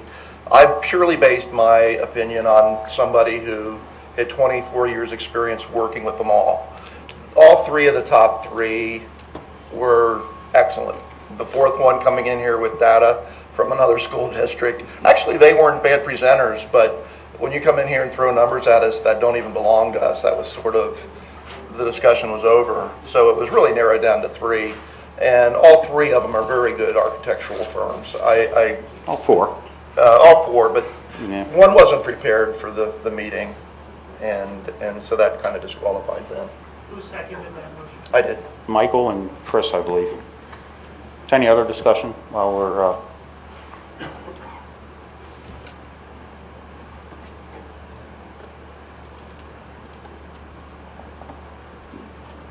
if you can't get that to appear, we can just do a roll call vote. Okay. Should have it.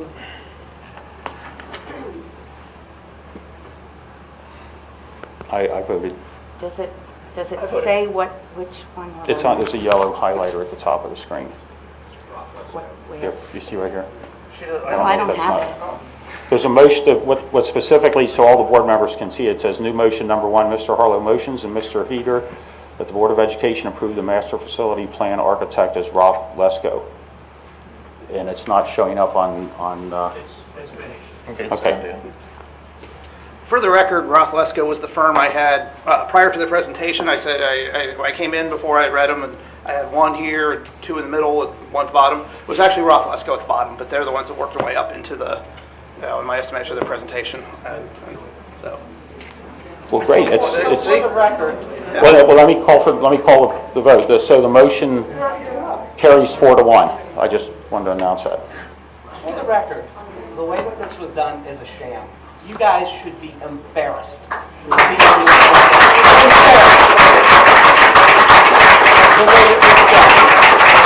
And for the record, Jim, and congratulations. I'm not going to sit here and do that and vote like this. This is ridiculous. This is a joke.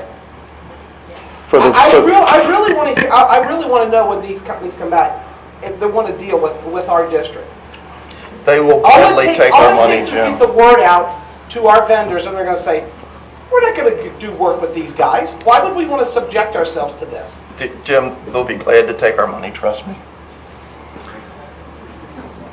We're going to, I guess that directs the business director to negotiate with Roth Lesko. Is that our next step then? Yeah. Okay. And will you be able to report back at a future meeting? Yes. Okay. Thank you. The next item is this is jumping to 12.4. Is that right, Randy? Yes. Certificated licensed personnel items, Dr. Jackson. Yes, we have several one-year contracts to approve, several two-year contracts. We have 5 continuing contracts and 1 administrative change in status. The superintendent recommends the Board of Education approve the certificated licensed personnel items as listed. So moved. Second. Motion's been moved and seconded. Is there any discussion? Hearing none, Mr. Bertram.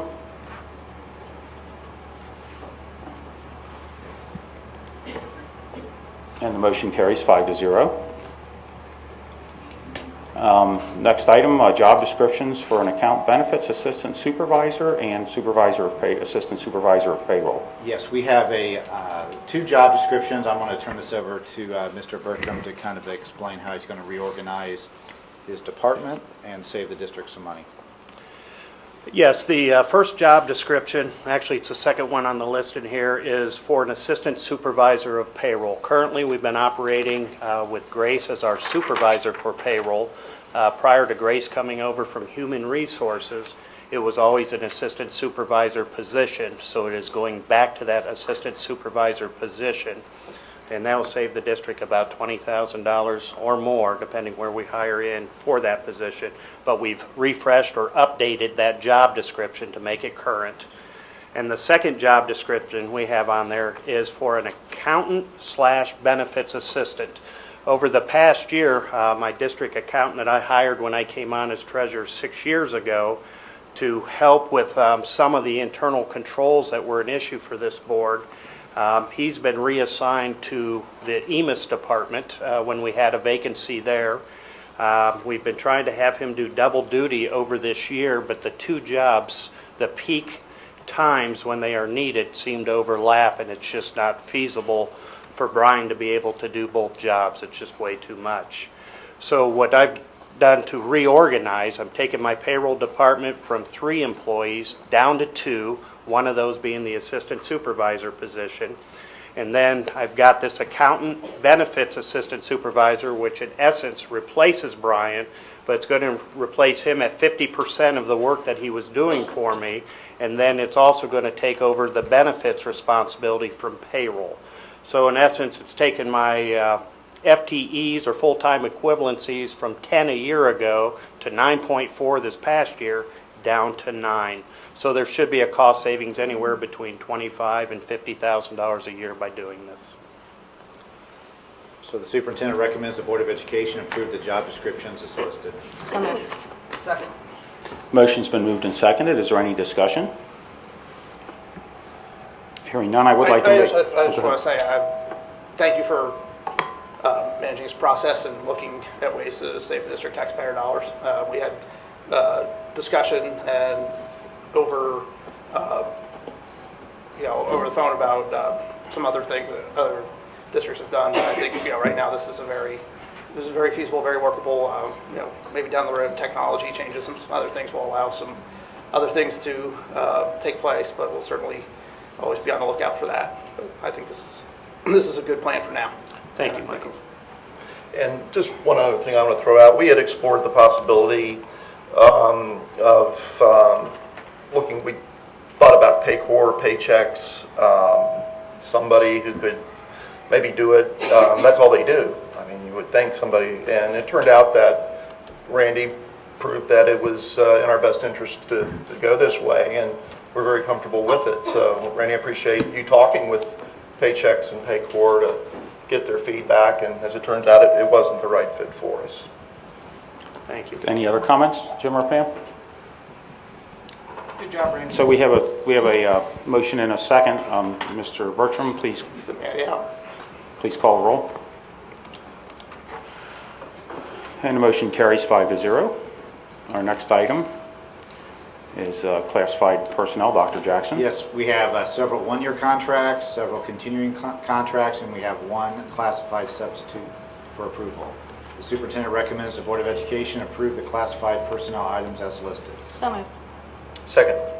The motion's been moved and seconded. Is there any discussion? Hearing none. Mr. Bertram.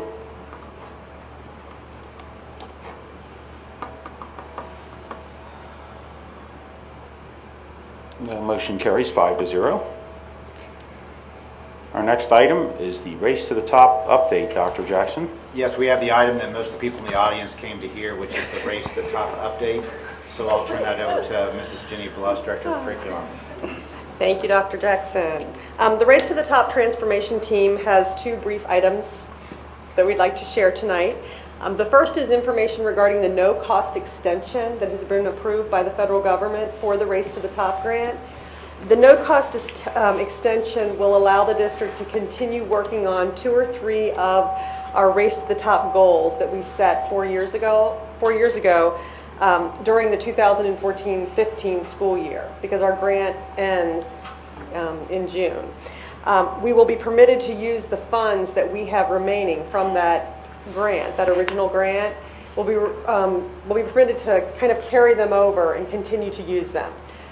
We will not be able to start any new initiatives with the money, but we will be able to continue some of the things that we've started. For instance, we've done an incredible amount of work on our learning goals and scales and related them to the new standards.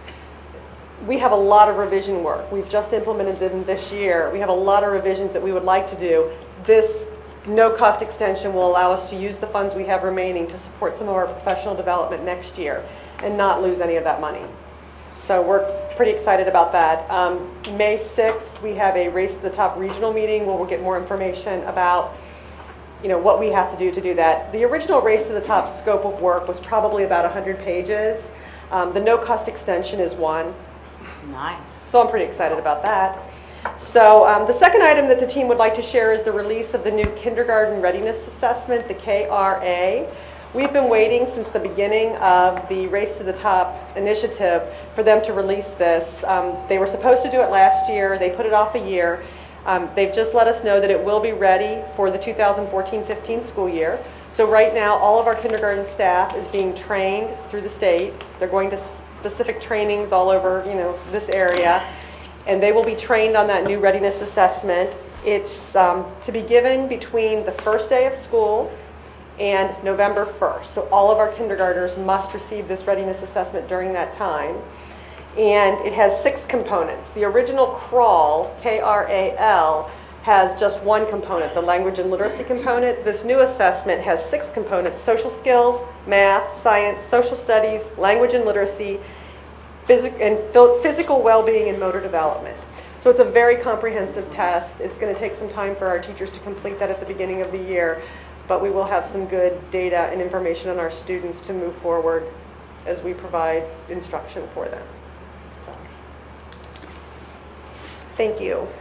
Thank you. Thank you very much. Mr. Unger, before I conclude the superintendent's items, just a couple comments real quick.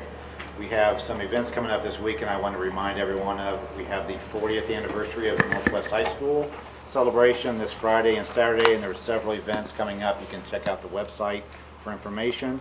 We also have the Colerain High School Spring Musical, Friday, Saturday, and Sunday.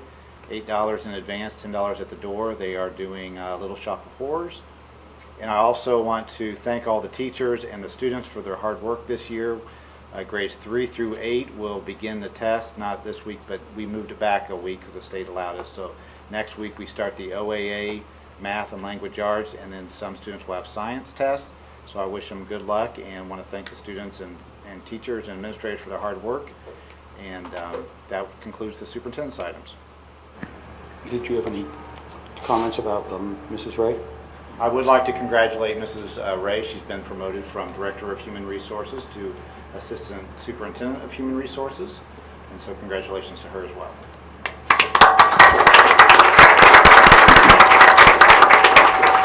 Thank you for your very long time service to the district, and as we discussed during the meeting, you've asked for this and accepted it, so I'm glad to have you where you're at. Thank you very much. Our next item, I have to bounce back up here.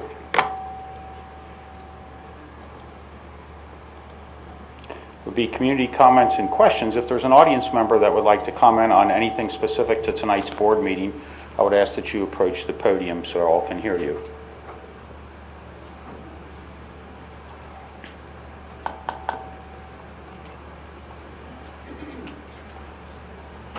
I just have a quick question. It sounds like you guys interviewed a lot of people, put a lot of hard work into it, and what it sounded like your tally came up to be is basically a coin flip. Is that a fair assessment? You got a tie score. It wasn't a coin flip for me. I think we had. I'll get to my question. You had a very close thing, and you had quality people that you had to choose from. I guess my question is directly to Mr. Heather. Why the venomous email to Dr. Jackson based on skewed results if it was such a close call, and any of these, and your words would have been fine people to work with? First of all, David, this Dr. and Mr. Heather business, what is that? I don't understand that. Last time you were on that. the board, you insisted people call you Dr. Heather, so I didn't. Because we had another board member with a doctorate degree, so for continuity, I'm not into titles. Call me Chris. I don't care what you call me, Dave. Let's keep it civil. Let's keep it civil. All right. Honestly, and I taught math for a year between undergraduate and graduate school. I'm pretty good with numbers.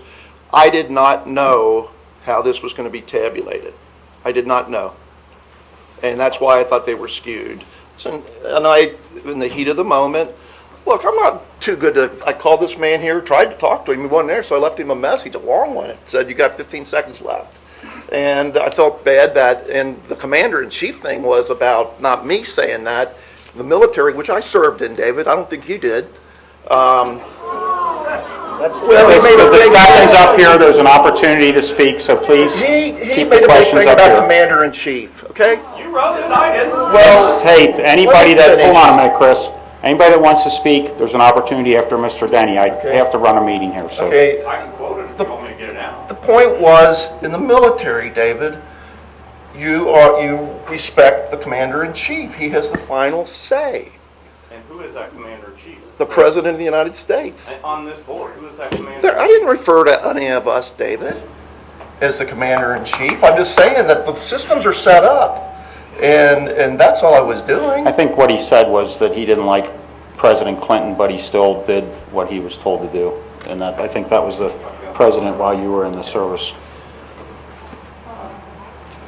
Is this this is fine if it's new information. When I served in the U.S. Air Force, Bill Clinton was our president and commander-in-chief. He was duly elected. Our system is set up that the generals and the rest of the troops abide by his orders as he is commander-in-chief and has the final say.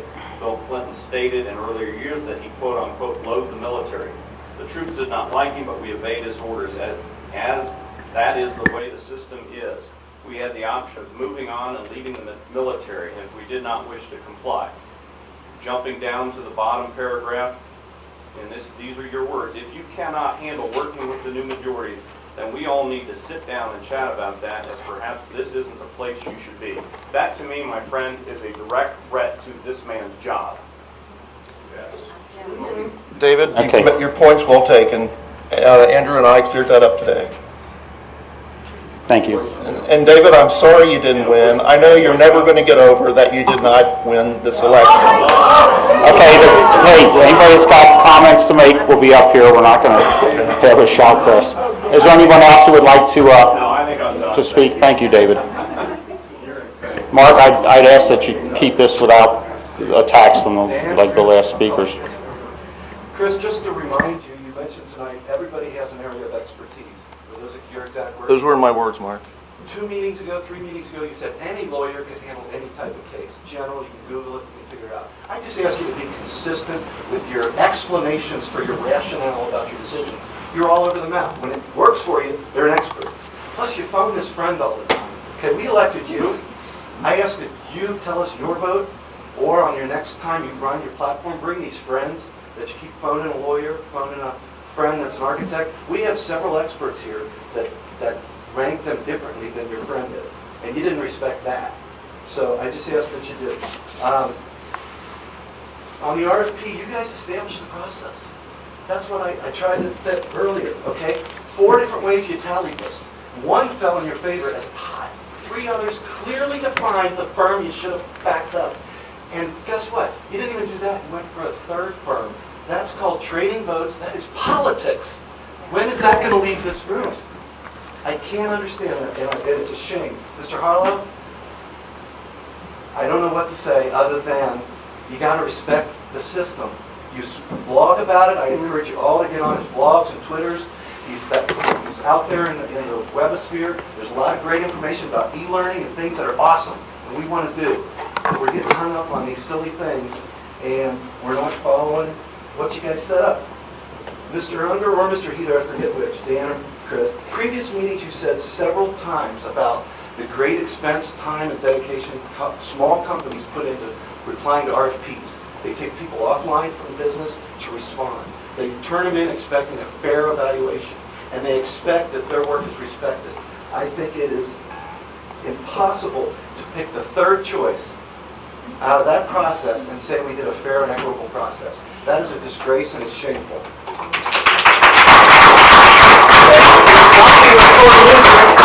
Because you didn't even pick the one that won. So we lost by winning. So it's illogical. Mr. Strong, 4 of us chose that firm. No, you didn't. Yeah. Well, Pam just voted for him. I agree. After politicking, vote trading. And Well, 3 of us wanted VSWC, but in order to I understand that get those somewhere are further going than to grant a decision. Mr. Strong, and I think that Dr. Jackson has put them up on the website. Absolutely. We were given these sheets to score off of. I urge you next time to ask the questions before you score. But How are the numbers going to be there was used? no, How are the numbers? well, I don't know, they're used by, apparently used a lot of different ways by a lot of different people. That's what your I job is to explained clarify mine. before you vote. I explained mine. This is a decision of the board, and I certainly welcome input from the team. I'm confident that they can work with Roth Lesko. I'm confident that they have more talent than you give them. Fine. I'm saying you gave them a process and said, here's what you want to respond to. We're going to score you, come in for a presentation. And we did score them on these sheets, and if you look at the sheets, we didn't, we weren't running a golf, Jim, we weren't running a golf scramble, we were running separate sheets. Give me a Look break, at, will you? I encourage anybody to go to the electronic school board meeting, you can look at the sheets yourself and make your own decision. Go on. Well, I still don't understand how 3 out of 4 tally methods could predict one. There was one tally method, it was add up these sheets. 4 different ways. 3 No, of them. there's 5 of us on the board, and we each did this for ourselves. You were here at the meeting. Absolutely. And the recommendation from Dr. Jackson was one of the firms that scored highest based on 3 out of 4 methods of scoring. Plus Chris's friend. Is that not true? Roth is not Chris's friend. I never even laid eyes on this man. You know, I called him. I was advised to talk to him because he would give me an honest answer. I don't even remember his name. You guys think that's let Mr. Strong finish. If anybody else has any comments, they can take to the stand. I was just asking for across the board, if you're willing to comment on 3 out of 4 different tallies showed a winner that Dr. Jackson recommended, and you voted against it. Just help me understand that. I just want to go on the record. I supported the recommendation of the superintendent, and it was voted down. Right. I don't feel like I compromised because you can look at my tally sheet. clearly who I voted for second You were was second? second all the way down. I'll just read them out. Todd's was second for that firm, Randy Merchant was third, Dan had him third, Harlow had him second, Either had him second, Detzel had him second, Jackson had him third, and Pam had him second. So there's a close call on second and third for the firm you picked. All right, and the That's five that crazy. matter are the That five is of us, though. What's that? The board, by board policy, the board makes that decision, Mark. I understand. I'm asking you, if you implement a process and you hand it out to the public, would you change the results? Change the results. We scored off these sheets. I didn't know they were going to be averaged and scored like that. Here's my request, take it or leave it. Next time you issue an RFP, explain the scoring and how you're going to pick a winner before any firm puts any effort into replying to an RFP. I beg you to do that as an honor. I think everybody responded to the RFP, and they all came up with books. I don't have them in front of me, but they all responded to the questions that were asked. Our superintendent asked us, do you have any questions on the scoring? Not once, twice. Watch the tape, watch it I had no Not questions, one person Jim. said, hey, I don't understand this. Look at It was pretty simple. there's handwritten score sheets that you'll find on electronic school board, and just take a look at them. I did. And we've I mean, I'm talking about everybody else. Add them up 4 different ways, and 3 of the 4 have the recommended winner. And you guys voted against it. Is that not true? I can't help it. Your favorite wasn't his favorite. 3 of us. Because it was your favorite. We all 5 score. This was a score sheet, just like you might keep track of anything, like a golf sheet or a bowling sheet. If all those of us old enough to remember that, you score at the bottom. The total boxes are on the bottom. They're not on the side, and they were given to us individually. They weren't given to us with 5 names to fill in. I understood the score sheet to be keep track. Anybody that wants to speak, please get in line at the podium. I understood the score sheet to. Okay, go ahead and finish. Well, I think my point has been hopefully heard. Next time you issue an RFP to do business with the school district, if it includes an RFP, please in the RFP put how you're going to select a winner of the RFP.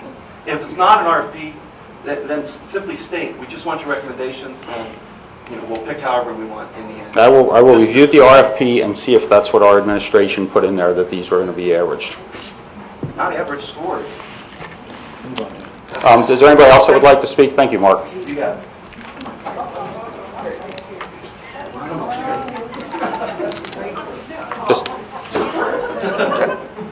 Hi, my name's Tim Jones, and I'm a parent in the district. My son is a senior at Colerain, and I want to say I came here from a track meet where I saw the Colerain kids having a great track meet. He's also involved in the jazz band, and I've been to Jazz All the Mode. I will say Colerain has some of the best students out there. And as far as the uniform policy, I'm totally against it. I don't think it's needed. I think the people that are causing some of that disruption are less than 1% of the student body that's causing discipline issues up there. So just my thoughts on that. I do want some clarification on a statement from you, Mr. Unger. Last week you said Mr. Green showed up. And I was wondering if you're referring to a specific person. No, Mr. Green is like saying Mr. Franklin from the bank showed up. There was a lot of cash donation. Do you want me to answer? Do you want me to answer? Do you want me to answer? Yes, sir. There was donations from the architect to the levy campaign, which was fine. My question was 17 years ago. And 3 years ago, and 4 years ago, and just it was great to be here Wednesday night and hear Steve, Ham, and Paul explain the nature of those donations. It's the first explanation I've heard ever from them, and they said their attorney advised them not to do things that way anymore. I was glad to have that discussion. Although it's not illegal. And all of the other 3 firms all do the same practice. And so to answer your question, that's what I meant by Mr. Green. Mr. Green means donations to a certain Okay, I just group. didn't understand your slang. I don't say Mr. Green. How would you refer to an individual? I would say money donation. Just say it like you want to say it instead of getting into windows. Thank you. Well, no, I think everybody understood very clearly. Also, Mr. Heather, Mr. Strong was even able to figure it out. You stated in an email that natives are restless, and I'm wondering who you're referring to as natives. Are you talking to people that grew up in Colerain, the people that lived here all their lives, the people that were born here, or the people that attend these meetings, or the people that support you. I'm just confused as to what your definition of a native is. Sir, what's your name again? My name's Tim Jones. Tim? Mr. Jones? Or I should say Dr. Heather, I'm sorry. I didn't, That's, sorry. whatever you want to call me is fine. There was an email sent out using our district logo that was purely political in nature by a certain individual who's in here. I won't mention who it is or point him out. And it was, in my opinion, to stir up anger and people to come here and be mad tonight. And that's what I meant. Okay. And one more question. This is for all the board members. You all have district email addresses, correct? Yes. And you all get emails from district residents like myself and other people. And I'd just like to poll each board member, have you ever told an individual not to email you anymore? Mr. Detzel? Never. Not at 17 years, never. Never. Mr. Unger? Never. You call him Mr. Unger, After never. after I got my 13th email, most of which were sort of intimidating, yes, I did. Okay, give Mr. Harlow a chance to answer. Mr. Harlow? No. Thank you. Is there anyone else that would like to speak?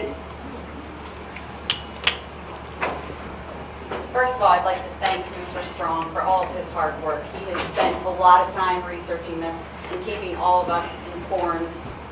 He does have a full-time job, and he loves this district and he loves the people in it, and he worked hard to do what he did to keep those of us who don't have the power to get that information or don't even know where to get it. Mark found it for us, and I'll be forever grateful that he pointed it out. So thank you very much, Mark. So the three of you, we have teachers in this district that don't just teach math, reading, science, and social studies. They are raising our kids to be better people. They are teaching them integrity and honesty and courage and strength. And when I come in here, I see the three of you who are everything that they shouldn't be. You lie. You don't have any integrity. And That's a personal attacks. It's not personal. It's what I'm Well, saying. I don't lie, and I have plenty of integrity, but go ahead. I'm just telling you that there were students here tonight who witnessed this. And to me, it's sad. It's sad that this is what our board is. If you do not truly love the students in our district and care about the administration, who I personally think is fantastic.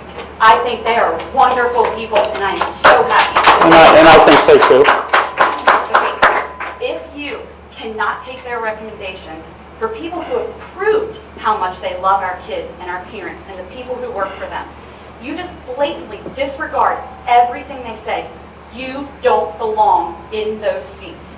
You absolutely don't belong there. And I do believe, Mr. Heather, that you should resign. If one of our students would have sent those emails to any teacher or any administrator, they'd be expelled from our school.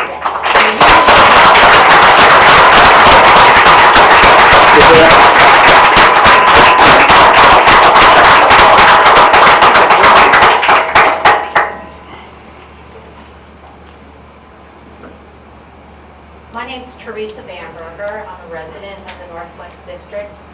I have two children who have gone through Mumford Heights Elementary, White Oak Middle School, and both are now at Coleraine High School.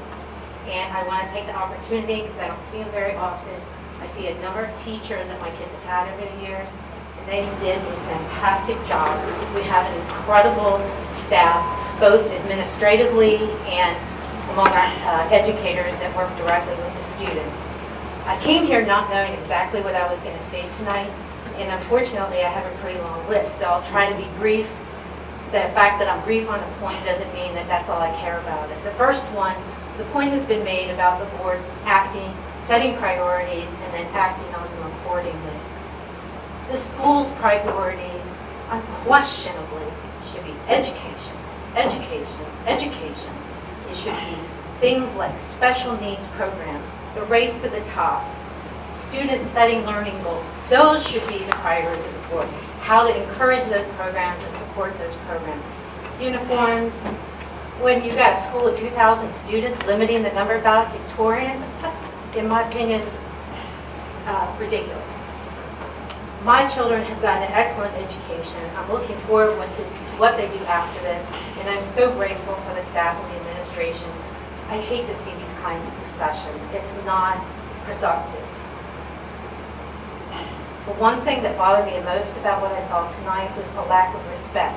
Every school building you go into, you see signs telling the kids, respect, respect, respect. It's really important. As a proud former architect, the statement, they'll all take our money, is very disrespectful.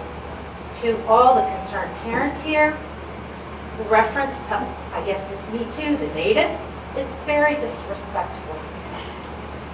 Ignoring the recommendations of our extremely well-qualified staff, I find disrespectful. I know the board has the ultimate decision, and that's the process, and you're a board of 5, and it's a majority vote. But all these actions and statements, words matter, all these things have an effect. I'm unhappy to know that students witness some of that. My heart goes out to the parents whose kids are in the school and they care deeply about these things. These things make a difference in our lives. I mean, I feel like an apology is entitled to everybody here for being referred to as a native. I feel like an apology is owed to the administrative staff for obvious reasons. The last thing, because I know several members of the board are very concerned about the budget and about how money is spent. One of the statements that hasn't been mentioned that really concerned me in the email was a statement, the vote will be on the vote tonight. That was in advance of any public discussion or public meeting about the vote. Attorney General Mike DeWine has a really helpful guide as to the requirements for open meetings. I suggest several of you read that. Thank you.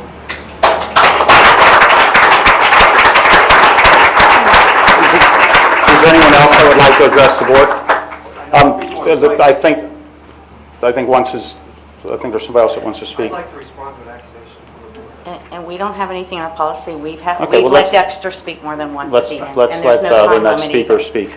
Greg Mulvaney, I have a child in the district, talking as a past booster president. The board, some of these emails flying around, I've noticed that the board had made suggestion that the Cardinal logo is copyrighted and trademarked.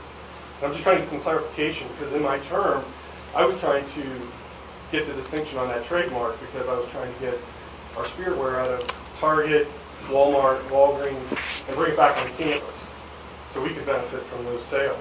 So I just need to get some clarification. Is our logo copyrighted and trademarked? I don't know the answer to that. I know that there was an email that was sent out with the district logo on it. The district Do you logo want is to comment not- on any of that? The district logo is not trademarked. I think you're referring to the Colerain Cardinal. Both, for that matter, but I mean more specifically. I'm not sure about the I'm just trying to figure Greg, out. there was an issue years ago about the University of Louisville's Cardinal is almost identical, and is a big. Was a different color.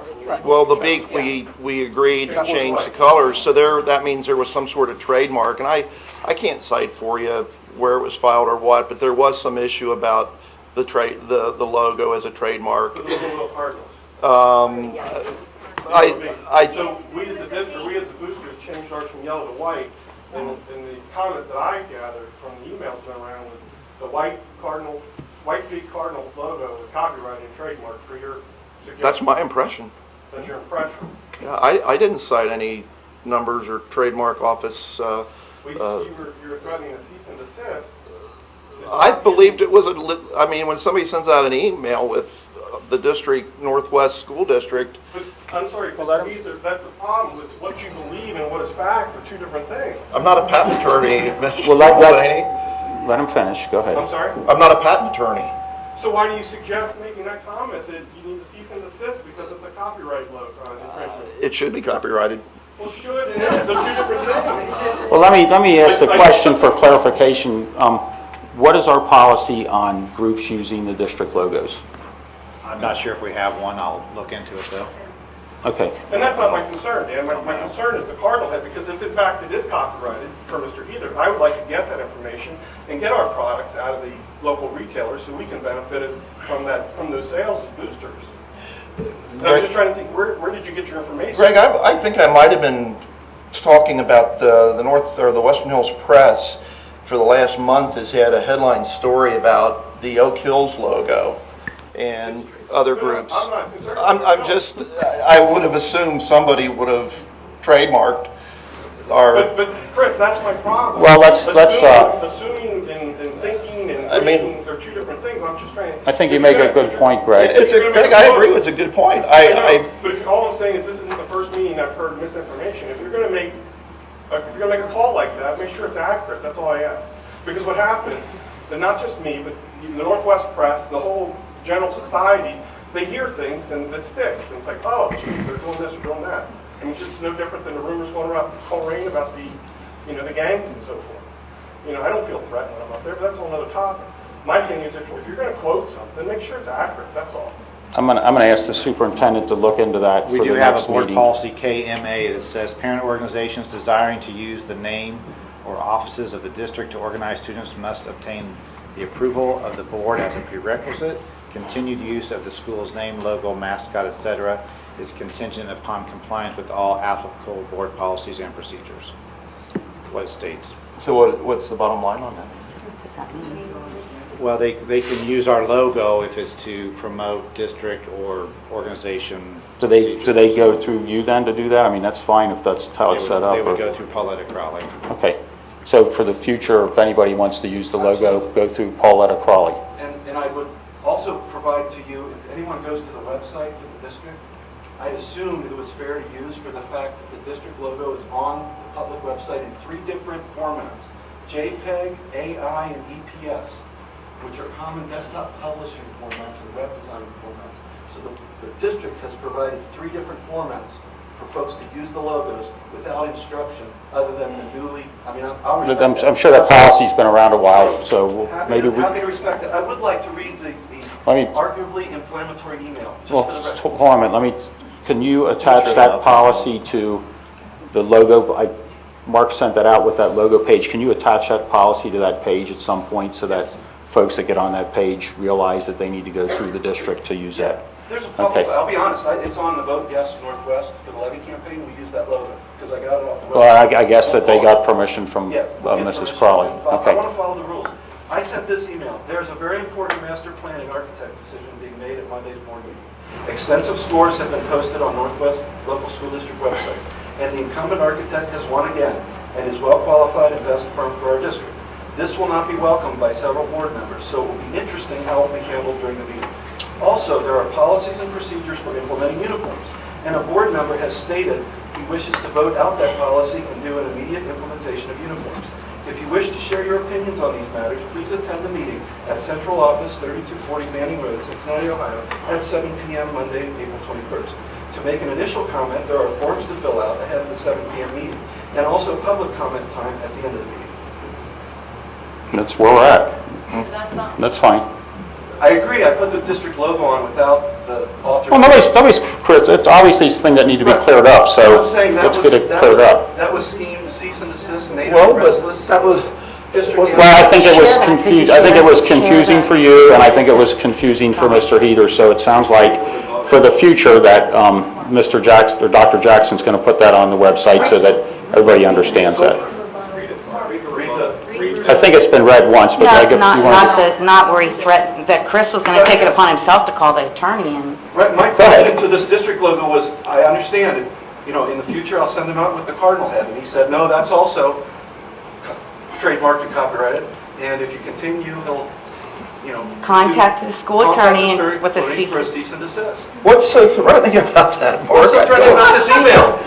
I don't understand. Well, let's keep that. If anybody in the audience wants to speak, everybody deserves to be heard, and that'll be at the podium. I'll make a closing statement. Okay, thank you. In general, please honor your word. Research what you say. When you're in a publicly elected official, your words go to the public, they go to the papers. Don't make assumptions and say, well, I thought this was the case. It's already out there. It's too late, Chris. I ask you, I beg you, guard your words, please, for the honor of all that. And I appreciate your military service. That's awesome that people are willing to do that. We've got families of our district with kids in Afghanistan right now serving, and we are doing everything we can to support them, send them food. The district is behind them. We respect that, absolutely. It's not something to be thrown around casually. I think we're all in agreement on We're that. all into that. So, and I ask the same respect of our hired officials and the board, and I look forward to productive dialogue for true district issues.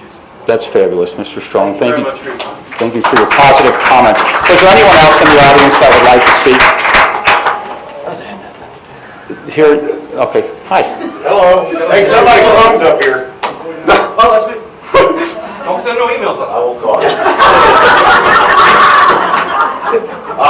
Just real quick, my name's Jack Tobler. I am a native, okay? I've been a native since '76, and I'm very proud of the Northwest School District. And I know quite a few people here, and I mean, Birdsong and Ray have helped my children along. My wife was a stay-at-home mom that volunteered at Ann Weigel for 35 hours a week. The teachers used to fight for the kids because their mom came with them, okay? As far as Dr. Jackson goes, I had a predisposition not to like him because my daughters are dating Greg Hester's kids. So, all right? But when he said that he interviewed the coast attorneys and said, hey, these guys got Can you stay on tonight's topics? I'd be happy to. Okay, thank you. The point is, you guys are engaging in shenanigans, okay? My daughters watch this Orange County Housewives, and I think they'd be better off coming in here and sitting in a board meeting. I question that if you would be willing to let the students of this district watch this board meeting as part of their government class, and you would be proud of the way you conduct yourself, okay? Excuse my dress, I just came from hunting sewer rats downtown. It smelled better down there than it does in this board meeting. Okay? So with that being said, we're watching. The natives are watching. And so when you engage in shenanigans, you can expect to be called out on it. Okay? And don't try to impugn someone else's integrity because yours is in question. And that's all I want to say. Thank you. Thank you. Is there anyone else that would like to speak this evening? Anybody? Okay. Moving on to the next item, other board items, board member comments. Who wants to go first? Mr. Detzel? I don't have any comment. I don't think I can say anything else. I'm so disgusted and embarrassed for this district. Thank you. This is a travesty. This is ridiculous. Mr. Harlow? I don't have anything. Thank you. Mrs. Detzel? I just, again, want to thank each and every one of you that are sitting in those seats. And I just encourage you to please come and continue to sit in those seats.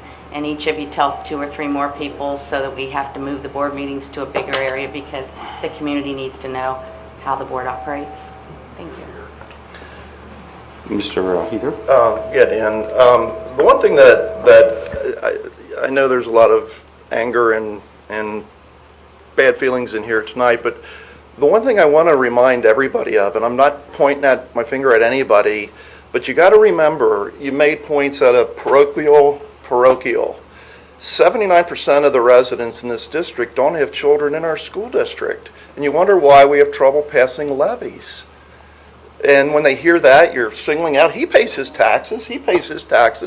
Dan's lived in the district almost as long as me. And making an issue that they're parochial, that doesn't qualify them to be up here, I think I'd be very indignant. And I just want to say that this is, as you all keep saying, it's in the newspapers, it's on the TV. I don't think that's a smart way to approach it. If I was a Catholic voter, I'm telling you right now, and they are the majority, St. James and St. Ignatius are the 2 biggest parishes in Hamilton County. You're not gaining any friends by that. That's just my comment. Thank you. I'd like to thank everybody for coming out. We do, we have, my idea about a master plan is like I said, we have a building that's been sitting vacant since last May, and we do need to make some decisions. And I really truly believe that somehow out of this mix of ideas and thoughts and different opinions, that we are going to get to the day where we start replacing buildings in this district. There was a comment earlier about this could be an upcoming $100 million project. 3 years ago when that was brought up, I don't think unless we get special dispensation from the state that our ability to be bonded is that high. I think it's around $44 or $46 million, something like that. But I just think that it would be better to try to get one going and just see where we get. I know it's been since the late 90s that Montfort Heights was built, and we do have a lot of buildings, and they are in nicer condition than a lot of other districts. It's just that it's going to be a very messy process to get there. I hope that these independent people, and at the end of the day, we pick somebody that really none of us has had any experience with. I hope that that they come up with some good looking in from the outside ideas, and that we can really start to make some decisions to kind of move that building process forward. Other than that, thanks everybody for coming, and Tracy, you've signed up to do this, so I really appreciate having you here and your years of service, and everybody's made their comments. So with that, I will go to the next item and motion for adjournment. So moved. Second. The motion's been moved and seconded. Is there any discussion? Hearing none, Mr. Bertram. Motion carries 5-0. Thank you everyone for coming.